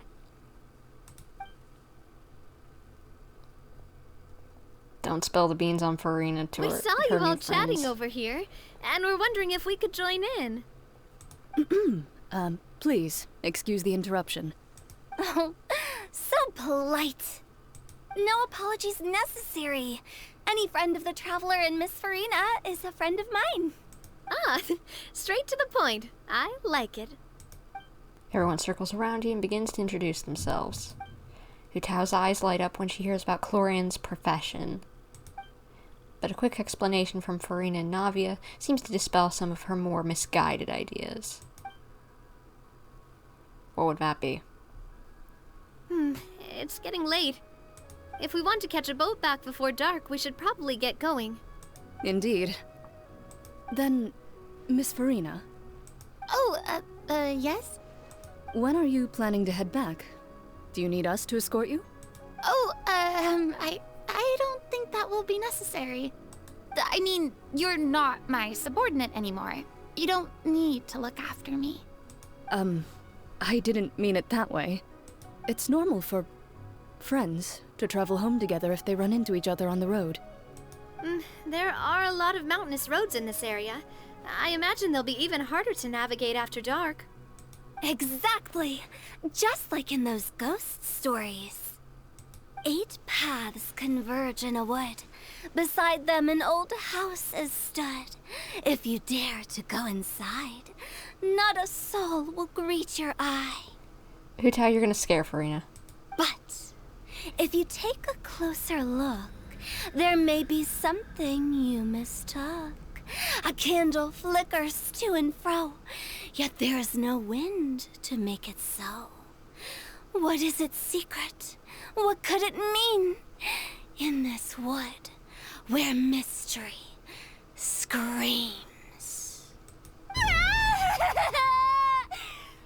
Don't scare the poor girl. My dear demoiselles, ladies, no, I mean friends, please take me with you. Of course. Farina. Gotta say, Farina, you are really quite the character. By the way, did I hear you mention that Clorand used to work under you? Then you must have also been a leader at some point. Well, that's, all in the past now. Besides, being a leader is hard. It wasn't the right job for me. I prefer how things are now. I can come and go as I please, and get to enjoy the sweet taste of freedom. Good for you. I see. Well, you've certainly picked an apt place to relax. Xiaoying Village is an exemplary choice. Well, have you all had a good time? Only the best. And I've learned a lot, too. Thank you so much, Miss Hu Tao and Mr. Zhongli. It's fine. You've thanked us more than enough already. The next time you're in this neck of the woods, I'll treat you to some dim sum in the city. Dim sum? Is that some kind of Liyue term for snacks or desserts? They are a part of it. It's basically a table full of as much tea, sweets, and good company as you can manage. Oh, so it's basically a tea party. Sounds great. Make sure to order the winter melon cake and the lotus flower crisp. They're so sweet and delicious, Paimon knows you'll love them. Ooh, okay. I'll be looking forward to it then. Wait, but didn't you guys say you were here on vacation? How come you're all going home empty-handed? Yeah, you're not bringing home any souvenirs? Of course I am. I bought tons of fun things to bring home with me. A kite, a parasol, a little tin frog that jumps. Oh, and a stuffed toy of a mythical beast. Chlorand is the one who didn't buy anything for herself. So all you're bringing back with you is that tea? And some tea-flavored hard candies. They're for Xianyun. Aw, you thought of her. Chlorand isn't much of a shopaholic. Well, one of us has to practice restraint. Hey, I'm hardly reckless with my Mora. I'll have you know, all the purchases I made today were well within my budget. What about you, Farina? Me? Oh, well, I bought some tea, of course. I just had to try all the varieties recommended in the Steambird. Other than that, just some bits and bobs, you know. A little bit of this, a little bit of that. They should all be things I can use, I think. So you fell for a few marketing traps then? Now Paimon's even more confused. If you bought that much stuff, where did it all go? Into one of Linny's magic packets? Oh, actually... Monsieur Neuvillette took them with him. Oh, so that's what happened. Wait, what? How did he take all that? Why did he take them? He's not hoarding treasure, is he? That's quite the imagination you've got there, Paimon. Monsieur Neuvillette just saw the amount of bags we had and offered to take them back for us. I felt a bit bad at first, but, I really did have a lot of stuff. He even offered to deliver my gifts to the Fortress of Meripede for me once he's done with the day's work. Neuvillette is a man of his word. If he says he can do something, then he means it. True. See, even Chlorand was happy to take him up on his offer. If even his trusty subordinate agreed, then who was I to refuse? Good point. Wow, he seems like a real gentleman. Maybe he's not as uptight as I thought. Being a gentleman can kind of still mix with being uptight, because it's very classical thing, you know. If only the funeral parlor had an employee as thoughtful, proactive, and responsible as him. You do. Right, Zhongli? Indeed. Chlorand said Neuvillette offered to deliver her gifts to Risley. So if we go to the entrance of the Fortress of Meripede, maybe we'll run into Neuvillette. But we don't know exactly when he'll show up. Hu Tao, why are you roasting Zhongli, saying that he's basically not a gentleman and thoughtful and good at what he does? Oh, that reminds me. A new year of work is about to begin. If there's anything you want to talk about, Zhongli, you know you can come to me. I'm all ears. Does the director have any concerns? It just seemed like you were a bit preoccupied today, and much less talkative than usual. You barely said anything other than, "Is that so?" and "Indeed." If you ask me, I'd say you're having a midlife crisis. You're getting to be around that age after all. Is that so? Ugh. I jest. Given its distance from the city, Xiaoying village enjoys a much slower pace of life. Surrounded by such peace and tranquility, I also seem to have developed a proclivity for inactivity. I apologize for making you worry. I see. What do you think, Traveler? Is this atmosphere putting you in a lazy mood too? Out of mind, out of sight. Different worlds should not collide. Wow, you are getting really good at these kinds of lines. Indeed. Goofball.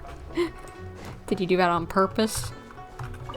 Well, everyone, make sure that you've got all your belongings with you before we leave. If there's any souvenirs anyone still wants to buy, the time is now. Reliable as ever, Miss President. What is that supposed to mean? Chlorand is right, though. You really are reliable. It's not what she's saying, it's the way she's saying it. I will say, I never thought you'd be so easygoing outside of work, Chlorand. The tone of voice you use when you're working doesn't exactly make you seem like the type who enjoys interacting with people. I would agree, honestly. Well, I try to keep my professional and private life separate. That includes my behavior. You take care now, Traveler. Paimon. Don't worry, your partner's very strong.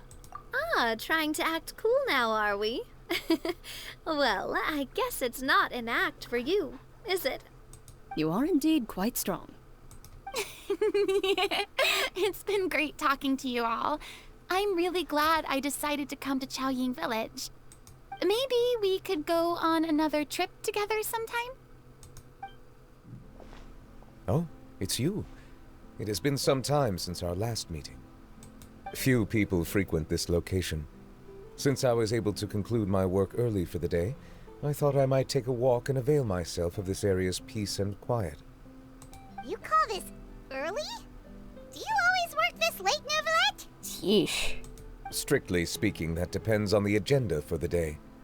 I am hardly bereft of time, however, so working late is of little consequence to me. Yeah, but you need rest still. Really? If you have so much time on your hands, then why did you only go to Xiaoying Village for half a day? First, I should clarify that I was referring to my lifespan, rather than the time at my disposal on any given day. Ah. Second, I was unaware you possessed knowledge of my trip to Xiaoying Village. I see. Thank you for informing me. So did you deliver the gifts? Yes, they have been safely delivered. I have to hand it to Chlorand. Just a simple gift delivery, and she has the great and mighty Udex at her beck and call. I was just passing through. It was merely an act of convenience. All right. Then I hereby confirm receipt of the goods on behalf of the staff of the Fortress of Meripede. A verbal receipt of confirmation?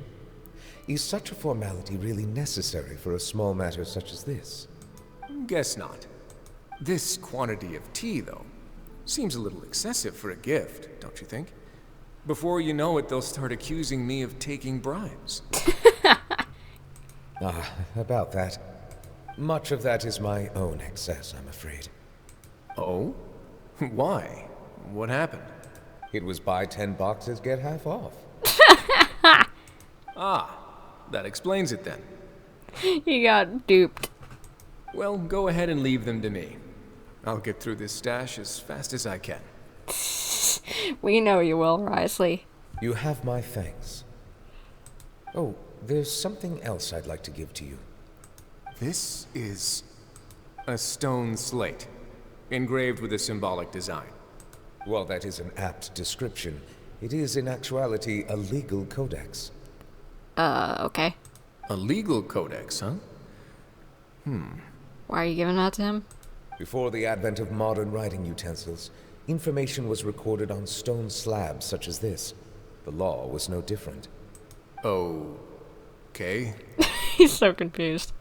Since ancient times, the scales of justice have symbolized the fairness and impartiality of judiciousness. As a tribute to that sentiment, this slate was designed after a traditional legal codex and engraved with a symbol instead of text. During my travels recently, I chanced upon a roadside stall offering tourists the opportunity to try their hand at the ceramic arts, so I decided to have a go. We joked with Chlorand some time ago about gifting you a legal codex. So, here you go. So that's what this is about. I feel like I remember that happening. I did not expect you to remember it as well. In any case, I hope this can be considered as a reasonable attempt to join in on the banter. It is a very good attempt. I suppose I shouldn't be surprised. Even your sense of humor centers around the law. That's an impressive level of commitment. It is. Well, a gift of this significance deserves to be put on display, and I know just the place. Front and center in the fortress's showroom. Surely there's no need for such a grand gesture. Just kidding. I don't have anything like a showroom. Goofball. but we do have a storage room. We can put it next to all the mechanical parts Xianyun has collected. That sounds good to me. So that's what you were doing in Xiaoying Village. Indeed. Of course, while I was there, I also took the opportunity to taste the local spring water. Yes, I forgot about your hobby of water tasting. How interesting. It probably is interesting for him because being a hydro sovereign, he probably has an extreme sensitivity to water, so it probably is practically like wine and whatever, like to him, you know, of just that, this really does have a taste of this versus that and whatever, compared to just, you know, water versus water in the real world. There really is not much of a difference with water unless you put like fruit or something in the real world. So, but for him, maybe it's a little different. And so I'll give you a pass. I'll give you a pass, honey. You also because you're a gentleman. I like you. The aftertaste is much purer than what I have delivered to me in Fontaine. It stands to reason that the long-distance transport has a tendency to imbue the water with extraneous emotion. If you want to experience the true flavor, you simply have to go to the source. Perhaps I should organize some time off to do the same elsewhere. As they say in Liyue, a balance between work and play is sure to keep your troubles at bay. Then we are of the same mind. It appears my desire is justified. If you say so, but you know you don't have to justify a vacation, right? You can just take one. After all, you're hardly bereft of time. You can do whatever you want. That impression was so, oh my gosh, so pompous. Goodness, Paimon, don't make fun of my man. You're quite right. I suppose I suffer not from a lack of opportunity, but rather a lack of inspiration.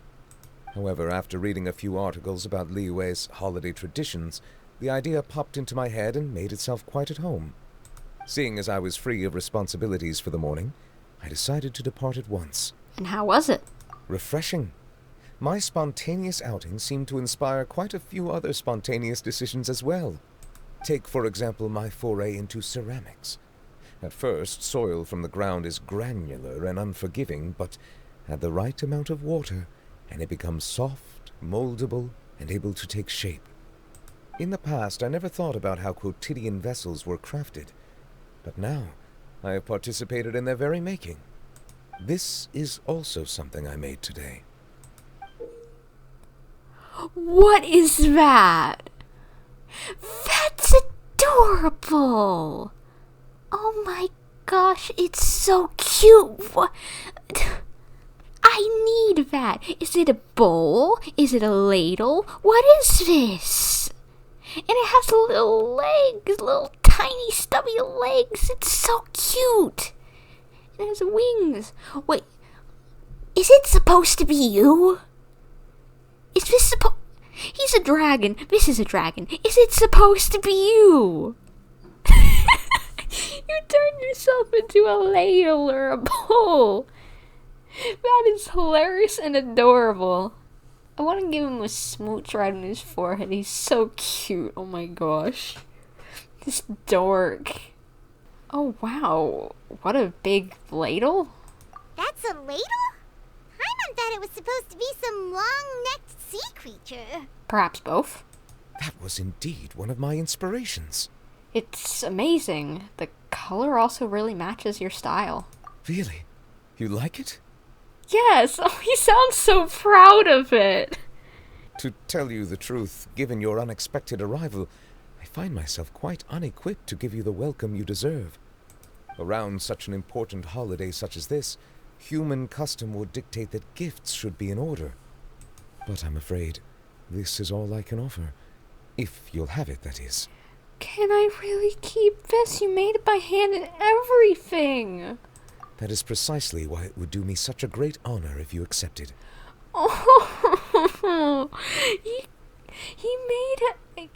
He didn't intend to. Maybe did he actually intend to give it to me? he seems so proud of himself, and he's so happy to give it to us. A handmade gift. Oh my gosh, my heart. My heart. This boy. This man. Oh my gosh. Just... I love him. And I accept. Thank you. Thank you. I love him. I just want to give him so many smooches. He's the best. You are most welcome. Happy Lantern Rite. Happy Lantern Light, right. And that reminds me. Approve a leave of absence request for myself. That sounds like it could easily lead to a vicious cycle of self-indulgence, something which couldn't be in further violation of protocol. But I suppose I understand her point. My proclivity to refrain from personal outings does, in part, originate from a sense of responsibility toward my duties. But it is also due to a lack of desire to engage in the human world. Well, how about you go with me, and then all you have to do is engage with me, eh? You can talk with me, and we can go on a fun little vacation. How does that sound? Maybe it would be so fun if he went to some sort of thing like the Golden Apple Archipelago, just like he finally got proper vacation. Oh, that would be great. I need this now. But now I see that the human world is indeed full of many interesting places to discover. I could have told you that. You little goof. Oh my gosh, we have that now and can put it in our teapot. Thank you, Blood. If I could give you a smooch, I would. So cute. Lantern Rite marks the start of the new year in Liyue. In the spirit of the season, then, I wish you a year of success as vast and endless as the open ocean. Thank you. Oh my gosh, I want to give him all the hugs and smooches. He's the best, he's the best, he's the best, he's the best, he's the best.